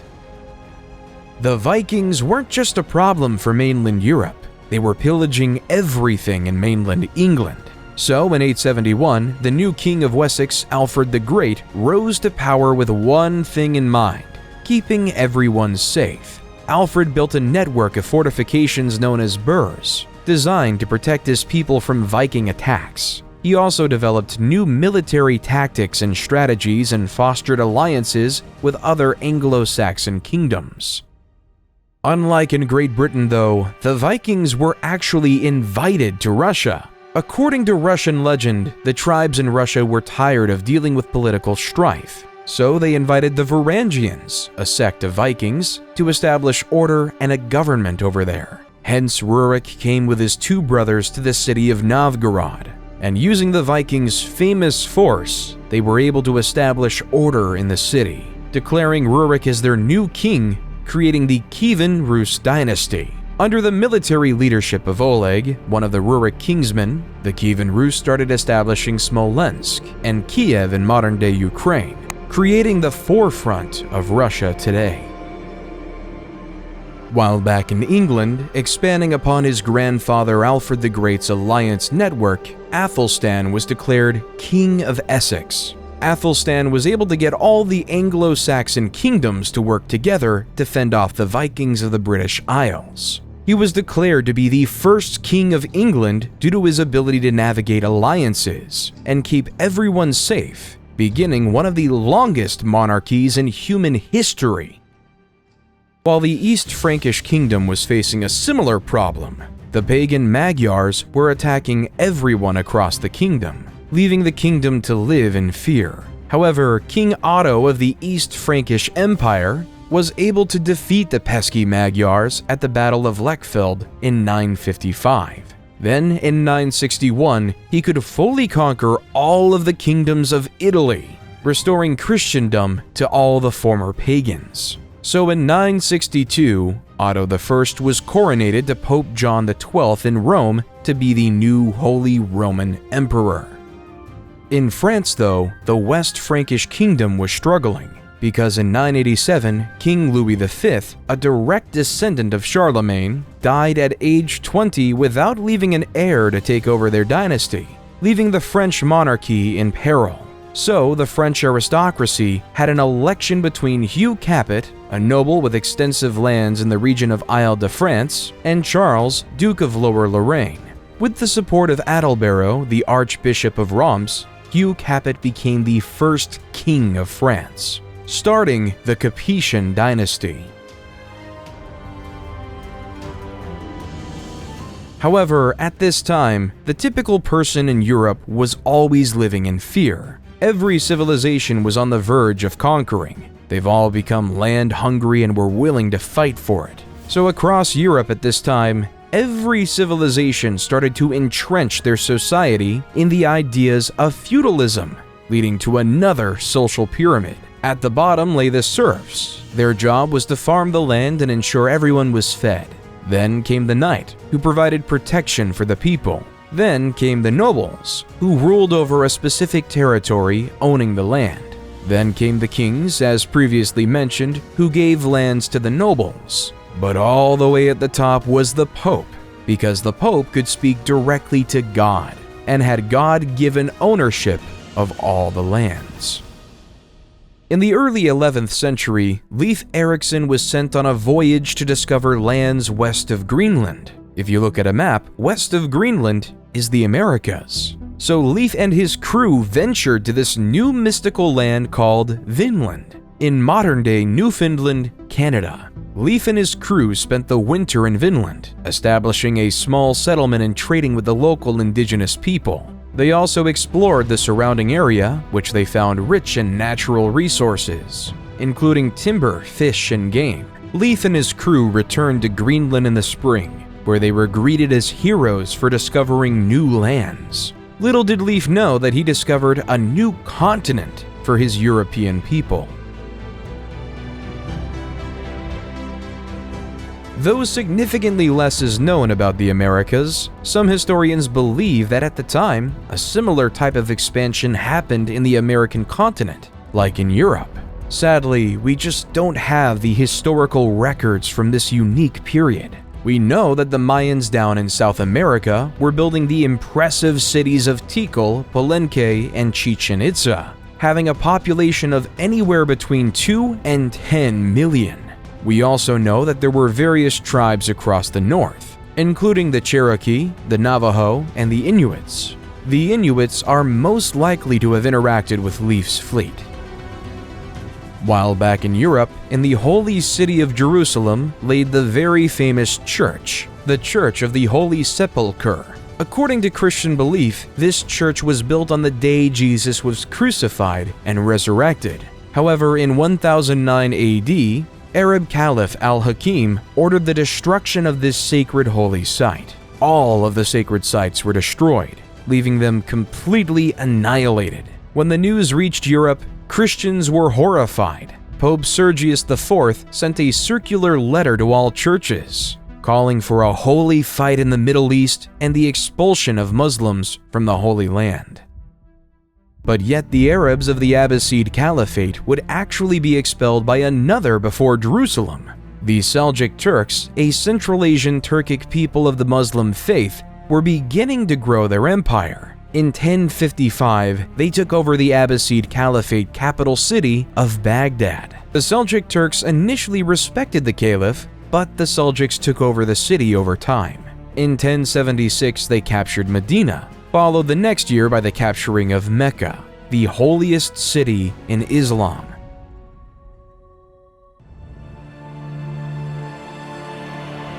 Due to this, the Muslim world wasn't ready for Pope Urban II at the Council of Clermont in 1095 to call upon all Christians to take up arms and liberate the Holy Land from Muslim rule. The Pope promised spiritual rewards and forgiveness of sins to those who joined the crusade, and many knights, nobles, and peasants were inspired to take up the cause. Many European nobles, such as Godfrey of Bouillon, Toulouse, Bohemond of Taranto, and Robert of Flanders, brought their armies from Europe on their journey to Jerusalem.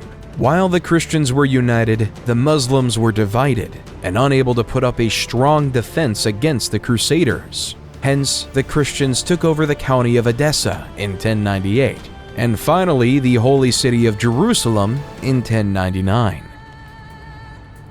However, the crusade wasn't done. In 1144, the Muslim forces led by Turkish ruler Ahmad ad-Din Zengi launched a siege against Edessa. The city was poorly defended, and the Crusaders could not resist the Muslim forces for long. After a siege of several weeks, the city was breached, and the Muslim forces overran the city, killing or enslaving much of the population. But the Christians weren't happy with that, so in 1147, the massive armies of Europe came back with attempts to free Edessa. The Crusaders faced significant logistical challenges, including shortages of food and supplies. They were also plagued by infighting and political rivalries, which called the campaign to be in ruin after the disastrous loss of the Battle of Annab in 1149, which resulted in the capture of King Louis VII and the loss of much of the Crusader army. While the Christians and Muslims were fighting, the Hindus in the Khmer Empire, under King Suryavarman II, built a fantastic temple for the Hindu god Vishnu called the Angkor Wat. Vishnu is an important god in Hinduism, known as the preserver and protector of the universe. He has 10 incarnations, or avatars, and is often depicted as having blue skin and holding 4 objects. As you approach Angkor Wat, you are greeted by a massive moat and a grand entrance gate adorned with intricate carvings of mythological creatures and deities. The main temple rises like a towering mountain, with intricate carvings and reliefs that tell the stories of Hindu mythology and the history of the Khmer Empire. The temple's galleries are lined with stunning bas-reliefs depicting scenes of battles, ceremonies, and daily life in ancient Cambodia. At the heart of the complex is the central sanctuary, a massive pyramid-like structure surrounded by smaller temples and courtyards. The sanctuary is considered the most sacred part of the temple, adorned with intricately carved statues and images of Hindu gods and goddesses. It was an incredible feat of human ingenuity. But yet in 1187, the Muslim commander from Egypt, Saladin, became fed up with the Christian rule of Jerusalem. So he declared a holy war across the Muslim world in order to reconquer Jerusalem from the Christians. The battle occurred on a scorching hot day in the hills near the Sea of Galilee. Saladin's forces numbered around 20,000. The Crusaders had a much smaller force of around 12,000 knights, soldiers, and civilians under the aptly named king, King Guy. The battle began with skirmishes between the two sides, but soon escalated into a full-scale engagement. Saladin's forces could use their superior cavalry to encircle the Crusaders, who could not break through the Muslim lines. The heat and thirst soon took a toll on the Crusaders, who were weakened and disoriented. The Muslim forces took advantage of the situation. They launched a fierce attack, breaking through the Crusader lines and capturing many knights. King Guy and a small group of knights were able to escape the battlefield. Still, the majority of the Crusader army was destroyed. The loss of the battle was a severe blow to the Christian forces in the region, and it paved the way for Saladin's conquest of Jerusalem. But the Christians weren't going to allow that. So, guess what happened? Another crusade. This time, the 3 most powerful monarchs at the time, Emperor Frederick I of the Holy Roman Empire, King Richard I of England, and King Philip II of France, sent their best armies to reconquer the holy city of Jerusalem. However, all the force in the world couldn't retake Jerusalem from the grips of Saladin, leaving the Third Crusade to be a failure.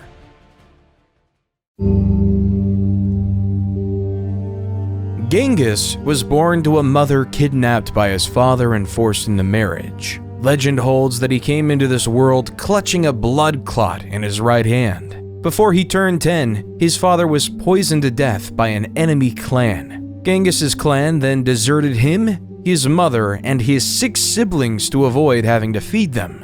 However, he soon began to make friends with the other clans throughout the Mongolian mountainside. By 1206, he had united all the various tribes, uniting 1 million people. For the time, Genghis was quite progressive. He made it illegal to sell and kidnap women, banished the idea of enslavement of any Mongol, and even allowed freedom of religion.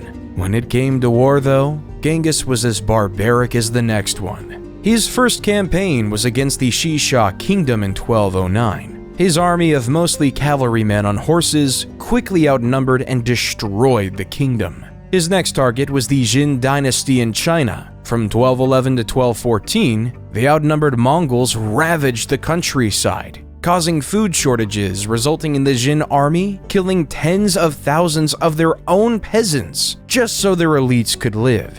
In 1214, the Mongols besieged the capital of Zhongdu, now Beijing, and burnt it to the ground.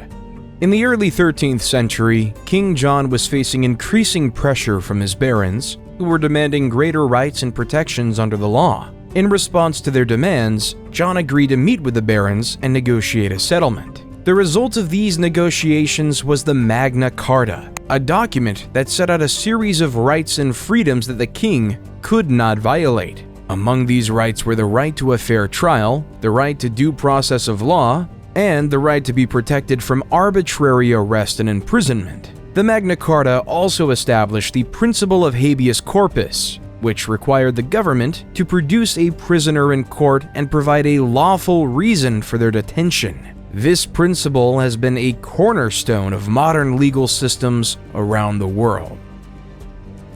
Then in 1217, there was another crusade, this time led by King Andrew II of Hungary and Duke Leopold VI of Austria, with the same goal in mind: to take over Jerusalem. The Crusaders successfully captured the city of Damietta in 1219, but they could not advance further into Egypt. After a series of setbacks, including capture and imprisonment of many Crusaders, the Christian forces were forced to abandon their campaign in Egypt. The Crusaders eventually agreed to a treaty with the Muslim forces, allowing them to leave Egypt unharmed, but without achieving their ultimate goal. Genghis Khan wasn't done though. In 1219, went to war against the Khwarezm Empire in present-day Turkmenistan, Uzbekistan, Afghanistan, and Iran. During his raids, the Mongol horde swept through one city after another, taking over the likes of Bukhara, Samarkand, and Urgench. Skilled workers such as carpenters and jewelers were usually saved, while aristocrats and resisting soldiers were killed. Unskilled workers, meanwhile, were often used as human shields during the next assault. No one knows with any certainty how many people died during Genghis Khan's wars, in part because the Mongols propagated their vicious image as a way of spreading terror. At Genghis Khan's death, he controlled a massive territory from the Sea of Japan to the Caspian Sea.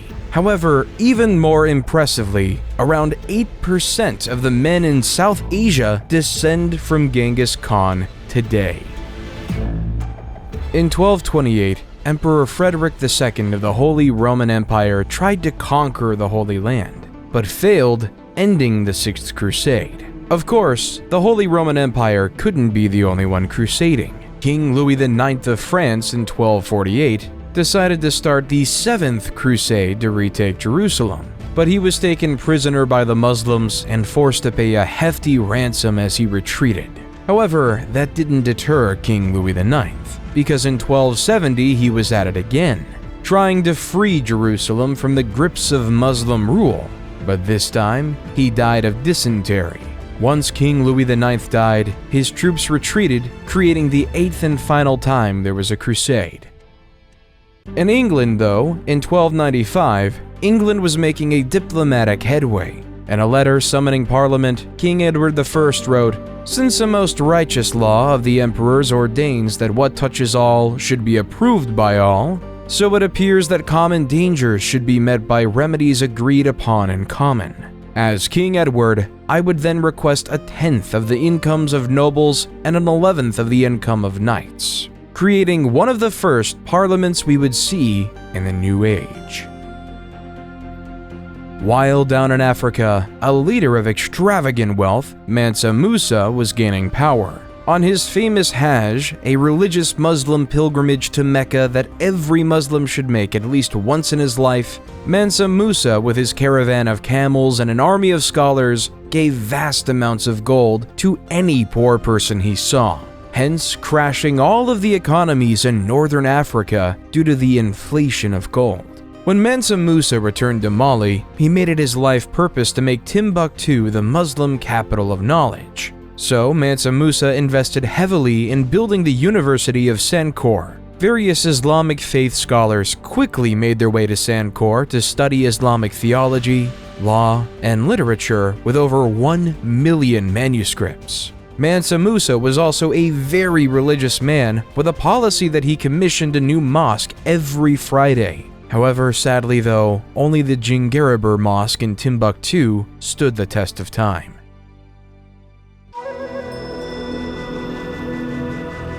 In the Americas though, another built on riches was being created. As Aztec legend has it, the god Huitzilopochtli directed them to build where they saw an eagle perched on a cactus, eating a snake. When they saw this exact scene on an island located in what was once Lake Texcoco, they interpreted it as a sign from their god, and founded Tenochtitlan on that island. As time passed, Tenochtitlan started to build impressive temples such as the Great Temple. The Great Temple comprised of two main structures, dedicated to the gods Huitzilopochtli and Tlaloc. The city itself was most fascinating. It was designed with a complex system of canals and causeways to help control flooding and facilitate transport across the city, while they started to farm on floating gardens known as chinampas on the shallow waters of Lake Texcoco, which were used to grow crops such as maize, beans, and squash. As Mali and the Aztecs were building their cities, England and France were in war for 100 years. The origins of the conflict lay with the status of the Duchy of Guyenne. In basic capitalistic terms, this was owned by the British Crown. However, the land itself was in France. The second reason was that the last direct descendant of Charlemagne, King Charles IV, died in 1328. So the next closest relative was Edward III, the King of England. So King Edward III claimed the rule of France in 1337, which was not liked by the French people. As the petty, erratic 100 Years' War raged on, the people of the world had to face a pandemic like no other, the bubonic plague. As the Italian poet Giovanni Boccaccio wrote, at the beginning of the malady, certain swellings either on the groin or under the armpits waxed to the bigness of a common apple, others to the size of an egg, some more and some less, and these the vulgar named plague boils. Historians believe this pandemic was spread by rats traveling through ships across Europe and merchants throughout the Silk Road. No matter how this plague was produced, around 75 to 200 million people died. With the death of so many people, especially the poor, landowners and nobles were required to allow farmers to keep more of the product they farmed, leading to more workers' rights. In China, though, a group of rebels known as the Red Turbans revolted against the Mongol rulers of China. The Red Turbans were led by a man named Zhu Yanzhong, born into a poor peasant family. Zhu built a strong following among the rebel forces, and eventually emerged as their leader. In 1368, Zhu declared himself emperor and established the Ming Dynasty, marking the beginning of a new era in Chinese history.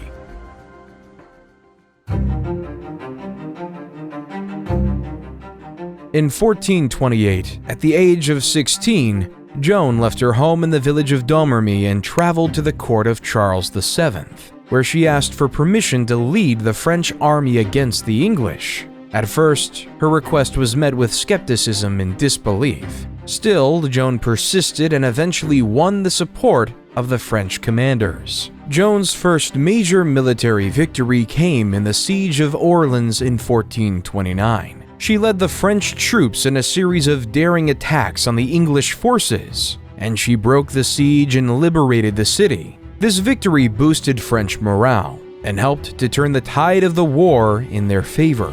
Over the next several months, Joan led the French army to victories against the English, including the Battle of Patay in June 1429. However, her success also made her enemies in the English and French court. In 1430, she was captured by the English and put on trial for heresy and witchcraft. Joan was subjected to a grueling trial. She was accused of various crimes, including dressing in men's clothing, practicing sorcery, and hearing voices. Despite the odds against her, Joan remained steadfast in her faith and her belief that she was carrying out God's will. In the end, Joan was found guilty and sentenced to death by burning at stake. She was executed on May 30th, 1431 at 19. Then, 20 years later, in the Battle of Castilian, Charles VII of France led a French army which defeated the English army, effectively ending English territorial claims in France. While back in the great city of Constantinople, the Byzantine Empire was declining, weakened by years of war, political instability, and economic turmoil. In contrast, the Ottoman Empire, led by Sultan Mehmed II, was on the rise, and the Sultan saw an opportunity to expand his empire and gain control of the strategic city of Constantinople. By 1453, Mehmed II led an army of 80,000 soldiers, including elite Janissary troops and a powerful artillery force, to besiege Constantinople. The Byzantine defenders, led by Emperor Constantine XI, were vastly outnumbered and outgunned. They faced a seemingly impossible task to hold off the Ottoman assault. The Ottomans bombarded the city with artillery for nearly 2 months, causing extensive damage to the walls and fortifications. The Byzantine defenders, meanwhile, struggled to maintain morale and keep their troops fed and supplied. Then, on the fateful day, May 29, 1453, the Ottomans launched a massive assault on the city. Climbing up, covered by siege towers, they were able to breach the walls and gain access to the city. Despite putting up a valiant defense, the Byzantine defenders were overwhelmed, and the Ottomans were able to storm the city and capture the capital, causing the Great Byzantine Empire to fall. In 1453, all paths no longer led to Rome, and all traces back to the empire of Caesar were erased. It was replaced by the beginning of utter Ottoman domination in the region, ushering in a new era of Turkish power and influence in the Mediterranean.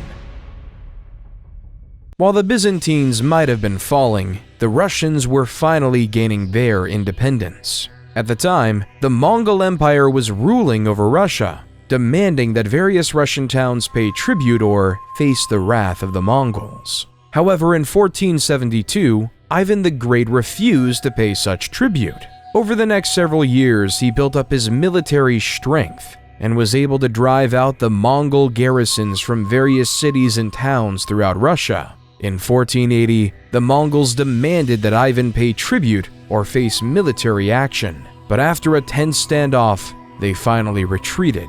Ivan's victory was the beginning of a free Russia and the decline of the Mongolian Empire. Then in 1492, as Christopher Columbus sailed the ocean blue, the Europeans discovered the New World.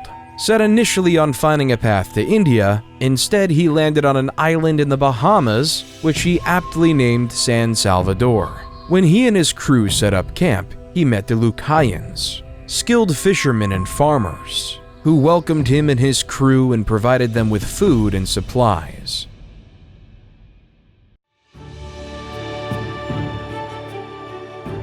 While back in Europe, a golden age of culture was upon us. In 1503, Leonardo da Vinci painted the Mona Lisa. Da Vinci's biographer, Walter Isaacson, says, "The Mona Lisa, to me, is the greatest emotional painting ever done. The way the smile flickers makes it a work of art and science because Leonardo understood optics, the muscles of the lips, and how light strikes the eye. All of it goes into making the Mona Lisa smile so mysterious and elusive."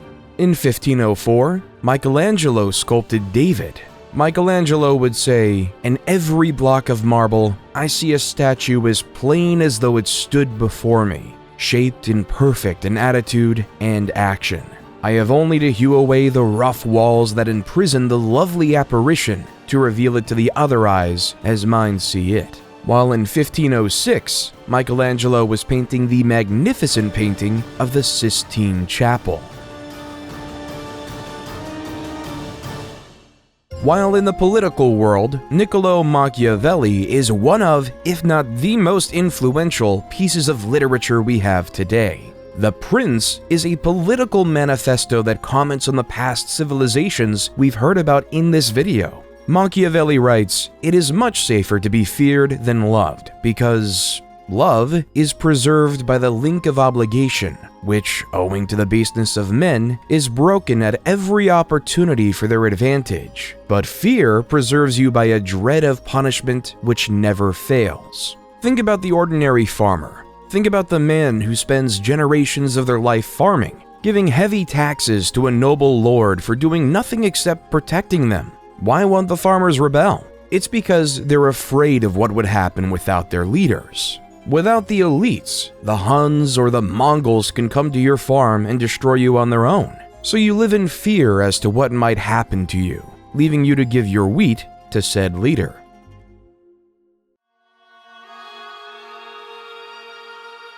Martin Luther, though, didn't just report on the basics of human nature. Martin wanted to make a difference and was sick of the Catholic Church. At the time, the Catholic Church was selling indulgences, which were certificates that people could purchase to reduce the amount of time they would spend in purgatory after they died. Luther believed this practice was corrupt and went against the Bible's teachings, which emphasized the importance of repentance and faith over material wealth. In protest, he wrote a series of 95 theses, or arguments, challenging the Church's authority and calling for reform. On October 31st, 1517, Luther nailed his 95 theses to the door of the castle church in Wittenberg, which was a common way of announcing a public debate or discussion. Luther's 95 theses sparked a debate within the church and among European scholars and theologians. Some people agreed with his criticisms of the church, while others saw him as a heretic and a threat to the established order. The beginning of Protestantism was upon us.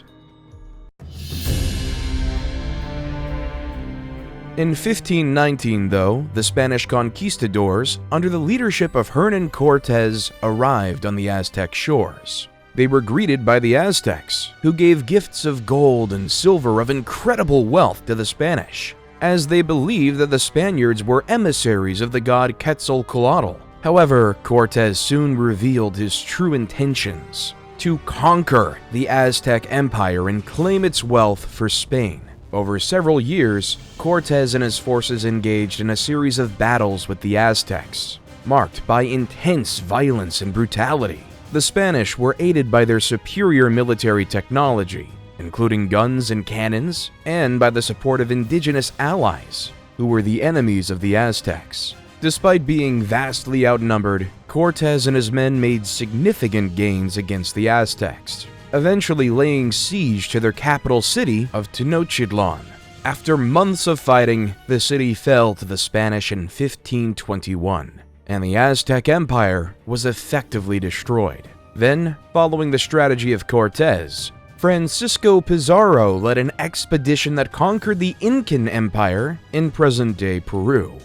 Though the violence was authoritarian, the biohazards were even more demanding. The Europeans, due to having survived illnesses such as the bubonic plague and smallpox, developed immunity to many of these diseases that they've, one way or another, spread to the native people, essentially over time, killing them off.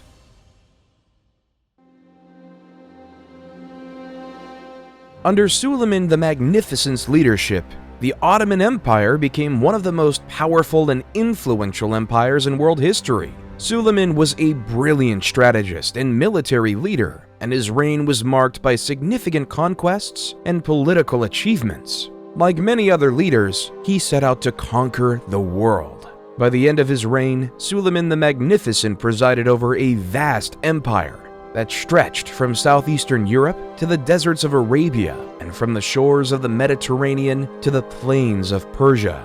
His conquests included the capture of Belgrade and Budapest in Europe, Jerusalem and Mecca in the Middle East, and Tabriz and Baghdad in Persia. The Ottomans also became the dominant naval power in the Mediterranean, with control over North African cities such as Algiers and Tunis, creating the dominant Ottoman civilization.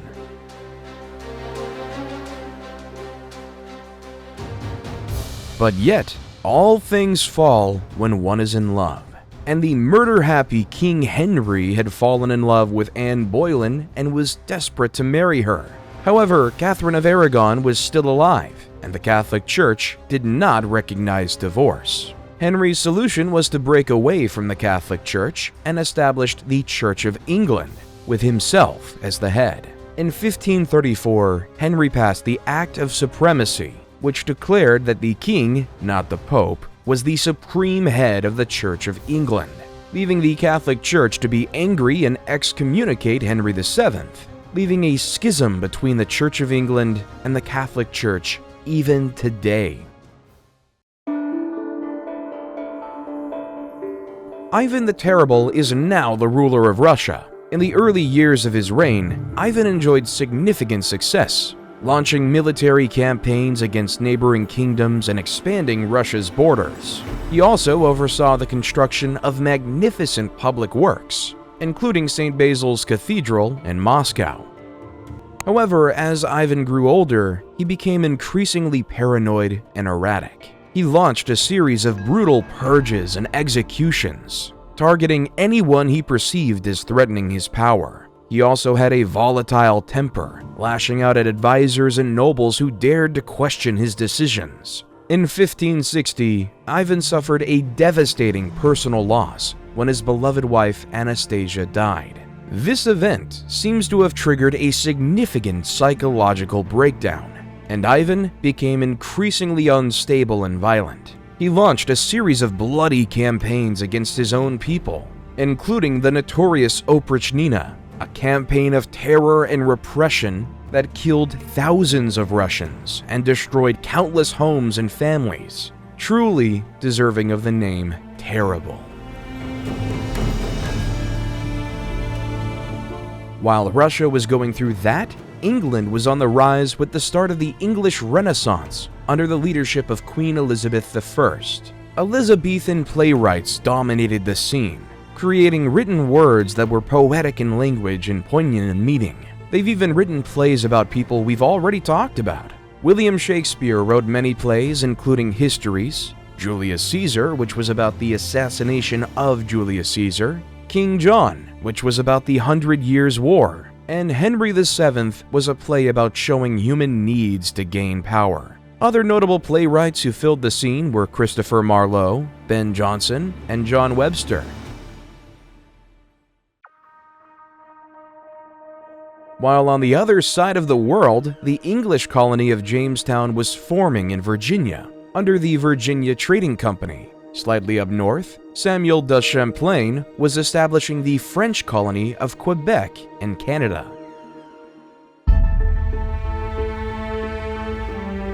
While back in the Old World, they were having a new era of fighting, the 30 Years' War. This time, it was between the Protestants and the Catholics. It began in 1618 when the Holy Roman Emperor attempted to impose Catholicism on the Protestant population of Bohemia. The Bohemians rebelled, and soon the conflict spread throughout the region. Over the next 30 years, armies marched and counter-marched across Europe, leaving a trail of destruction and devastation. The war was characterized by brutal sieges, bloody battles, and atrocities committed by both sides. At its height, the war involved most of the major powers of Europe, including France, Spain, Sweden, and the Holy Roman Empire. It was fought along religious, political, and economic lines, with each side vying for dominance and control. The war finally ended in 1648 with the signing of the Peace of Westphalia. The treaty recognized the Dutch Republic's independence, established the individual state's sovereignty within the Holy Roman Empire, and ended the religious conflicts that fueled the war.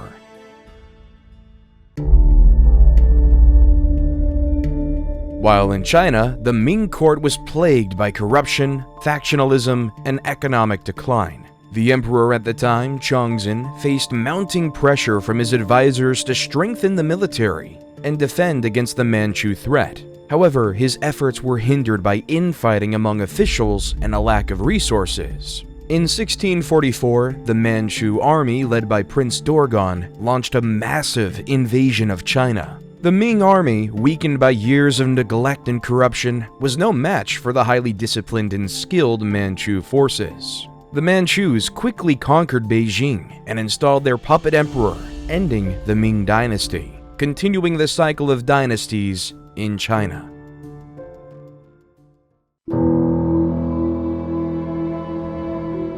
While in Spain, King Charles II died without having any heirs, creating a real political crisis of who should be the leader.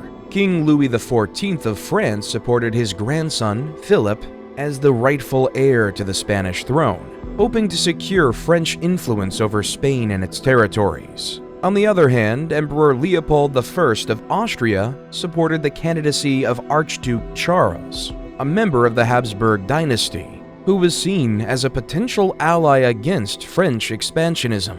The conflict soon escalated into a major war, with many European powers taking sides and forming alliances. The principal belligerents were France and Spain against a coalition of Austria, Great Britain, the Dutch Republic, Portugal, and several other minor powers. The war ended with the Treaty of Utrecht in 1713, which recognized Philip as King of Spain, but required him to renounce any claims to the French throne and cede some territories to Great Britain and Austria.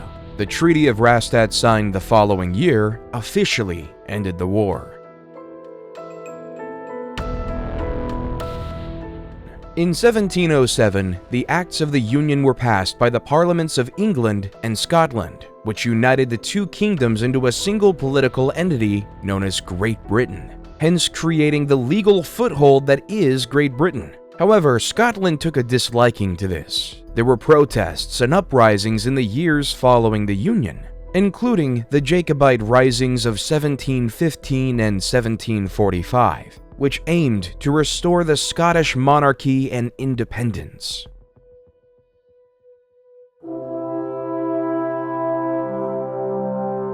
Then, on July 4th, 1776, a group of American patriots stood in a room in Philadelphia, signing a document that would say the words, "We hold these truths to be self-evident, that all men are created equal, that they are endowed by their Creator with certain unalienable rights, that among these are life, liberty, and the pursuit of happiness." War in the Americas was on. But back in Europe, the tone was quite different. Adam Smith published the famous book, The Wealth of Nations, The Foundations of Laissez-faire Economics, which essentially says the market would balance itself out over time. In Austria, Mozart was performing his magnum opus, the Hafner Serenade. Mozart's Hafner Serenade is a charming and elegant work featuring courtly dance music and light, lyrical melodies. Its graceful melodies, subtle harmonies, and elegant instrumental writing characterize it.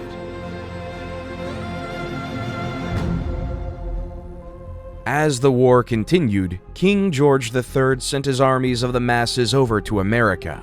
Though the colonists had little military training, their knowledge of the terrain and guerrilla tactics made them nearly invisible. At the same time, the Red Army coats were easy to see for the Americans. In the summer of 1781, George Washington and French General Rochambeau marched their forces south to Virginia, where they laid siege to Cornwallis and his army at Yorktown. The British were trapped and could not escape by land or sea. The siege dragged on for weeks. The American and French forces bombarded the British with artillery, They dug trenches to inch their way closer to the British defenses. The French Navy defeated the British Navy in a crucial naval battle off the coast of Virginia, cutting off Cornwallis's only escape route by sea. On October 14, 1781, the American and French forces launched a massive assault on the British defenses. The British fought valiantly, but were vastly outnumbered and outgunned, and they soon began to falter. On October 19th, Cornwallis surrendered his army to Washington, effectively ending the war. The victory at Yorktown was a decisive moment in the war, and it marked the end of British rule in America and the beginning of a new experiment. With America finally being free from the totally tyrannical grips of Britain, they had one issue. How were they going to lead? Were they going to make General George Washington their monarch? Therefore, democracy was chosen.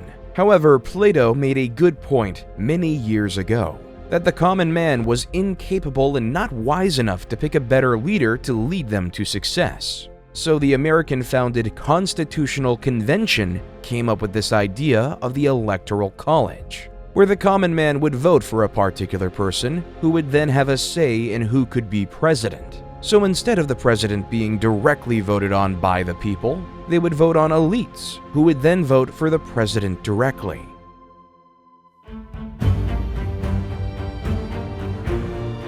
The French then noticed how well the American Revolution went. At the time, the French were ruled by King Louis XVI and his wife, Queen Marie Antoinette. As Queen Marie Antoinette told the peasants, "Let them eat cake," the people of France got together. They decided they wanted more say in how the country was run, and they formed a group called the National Assembly and started making new laws to give them more rights. One of the most famous events of the French Revolution was the storming of the Bastille. This was a prison that represented the king's power, and the people wanted to show that they were not afraid of him. They broke into the prison and freed the prisoners, which started a revolution throughout France. Many influential people lost their heads during the revolution, including King Louis XVI and his wife, Queen Marie Antoinette. The people were tired of being ruled by a king and queen who didn't care about them, and they wanted to create a new system where everyone would have a say. And the people of France voted in Maximilien Robespierre. In 1789, Robespierre was elected as a delegate to the Estates General, which was convened to address France's financial crisis. He quickly emerged as a leading voice in the National Assembly, advocating for the ordinary people's rights and opposing the aristocracy's power. As the revolution continued, though, Robespierre became increasingly radical in his views, advocating for the execution of King Louis XVI and the establishment of a republic. He was elected to the powerful Committee of Public Safety in 1793, tasked with protecting the revolution and rooting out enemies of the state. Under Robespierre's leadership, the committee launched a period of intense repression known as the Reign of Terror. Thousands of people were arrested, tried, and executed for crimes against the revolution. Robespierre became known as a ruthless and uncompromising figure. However, Robespierre's power began to wane as the people grew tired of the violence and the instability of the revolution. In 1794, he was arrested and imprisoned along with his closest allies. On July 28, 1794, Robespierre was taken to the guillotine and executed. The execution marked the end of the Reign of Terror and democracy for now in France. Instead, they moved to a directory. A directory is a government led by a 5-member executive council, known as the Directory, which was chosen by the Council of Elders. This legislative body was also part of the new government. The Directory was meant to serve as a moderating force, balancing the interests of the various factions that had emerged during the revolution. However, the Directory concept wasn't successful as well, so General Napoleon Bonaparte decided to overthrow the government and begin his conquests to take over the world. So off Napoleon went to conquer much of Europe, In 1805, Napoleon defeated a combined Austro-Russian army at the Battle of Austerlitz, solidifying his position as one of Europe's most powerful leaders. He then conquered much of the continent, including Spain, Portugal, and the Netherlands. In 1812, Napoleon invaded Russia with a massive army. Still, the campaign proved disastrous, and his forces were decimated by the harsh Russian winter. The defeat marked the beginning of Napoleon's downfall. In 1814, the European powers allied against Napoleon and invaded France, forcing him to abdicate his throne and go into exile on the island of Elba. However, he returned to France in 1815 in what became known as the 100 Days, and briefly regained power before being defeated by the British and Prussian armies at the Battle of Waterloo.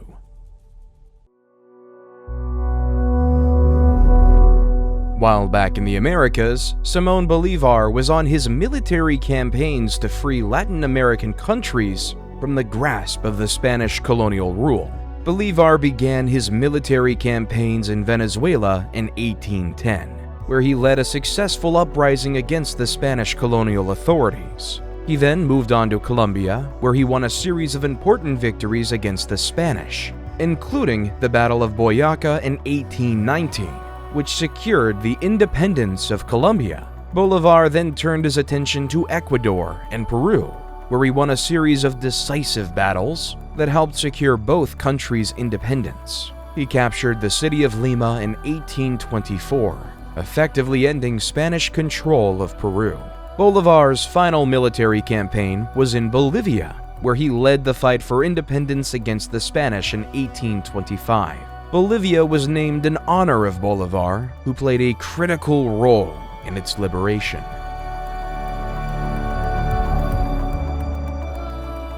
In 1848, two men had an idea that would spark debate worldwide. Karl Marx and Friedrich Engels wrote the book called The Communist Manifesto, which is a book about the idea of communism, where instead of a capitalistic system where the nobles or bourgeois own everything and the workers and proletariats work for slave wages, instead, what if the proletariats owned the means of production and all worked together? As Marx and Engels would write, let the ruling classes tremble at a communistic revolution. The proletarians would have nothing to lose but their chains, and they have, and they'd to win.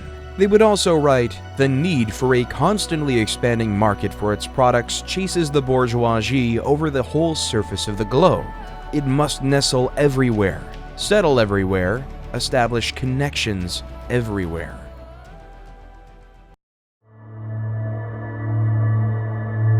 Right after the writing of the Communist Manifesto began a period in Europe known as the Scramble for Africa. It all began in the 1870s when European countries began to explore the interior of Africa, looking for new territories to claim and resources to exploit.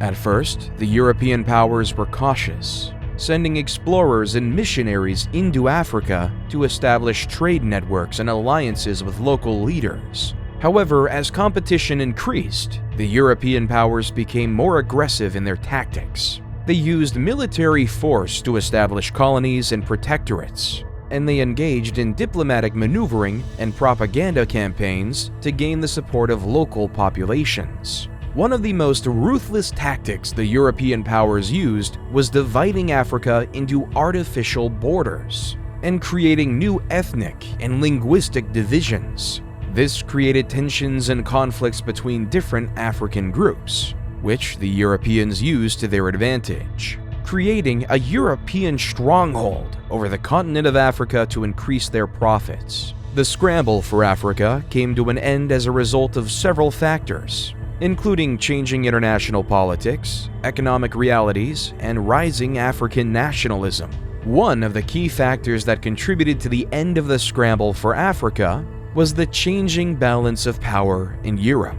By the early 20th century, European powers were increasingly focused on competition with each other, particularly in Europe itself, and were less interested in acquiring new colonies in Africa. This was due in part to the growing tensions between European powers that would eventually lead to the outbreak of World War I in 1914.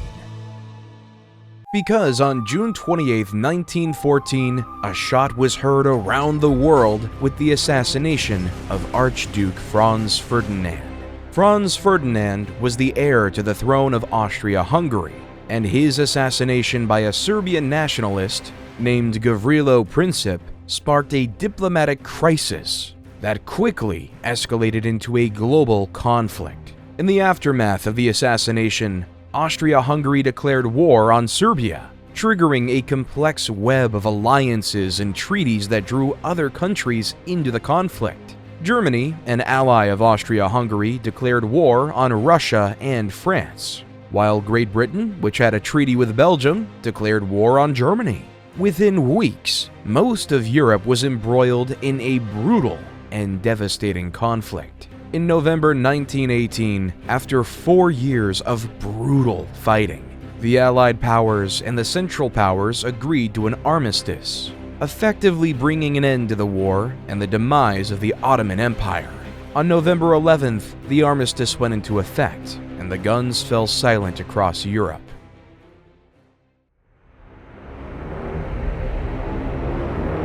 World War II. The peace was short-lived because a man named Adolf Hitler invaded Poland. Like Alexander the Great, Julius Caesar, Trajan, Attila the Hun, Genghis Khan, Napoleon Bonaparte, and Suleiman the Great, Adolf Hitler wanted to establish an empire for his nation and his people. Adolf had dreams of building an empire larger than anything that was ever created. He wanted to make the Roman Empire look like nothing. However, for the sake of the world, and especially those Hitler viewed as undesirable vermin, in April 1945, Soviet forces began a massive assault on Berlin. After weeks of intense fighting, the city fell on May 2nd, and German forces surrendered. Meanwhile, Allied forces were closing in from the west, and on May 7th, Germany signed an unconditional surrender, officially ending the war in Europe. A few months later, after the bombings of Nagasaki and Hiroshima, Japan surrendered as well, leaving the war to be over.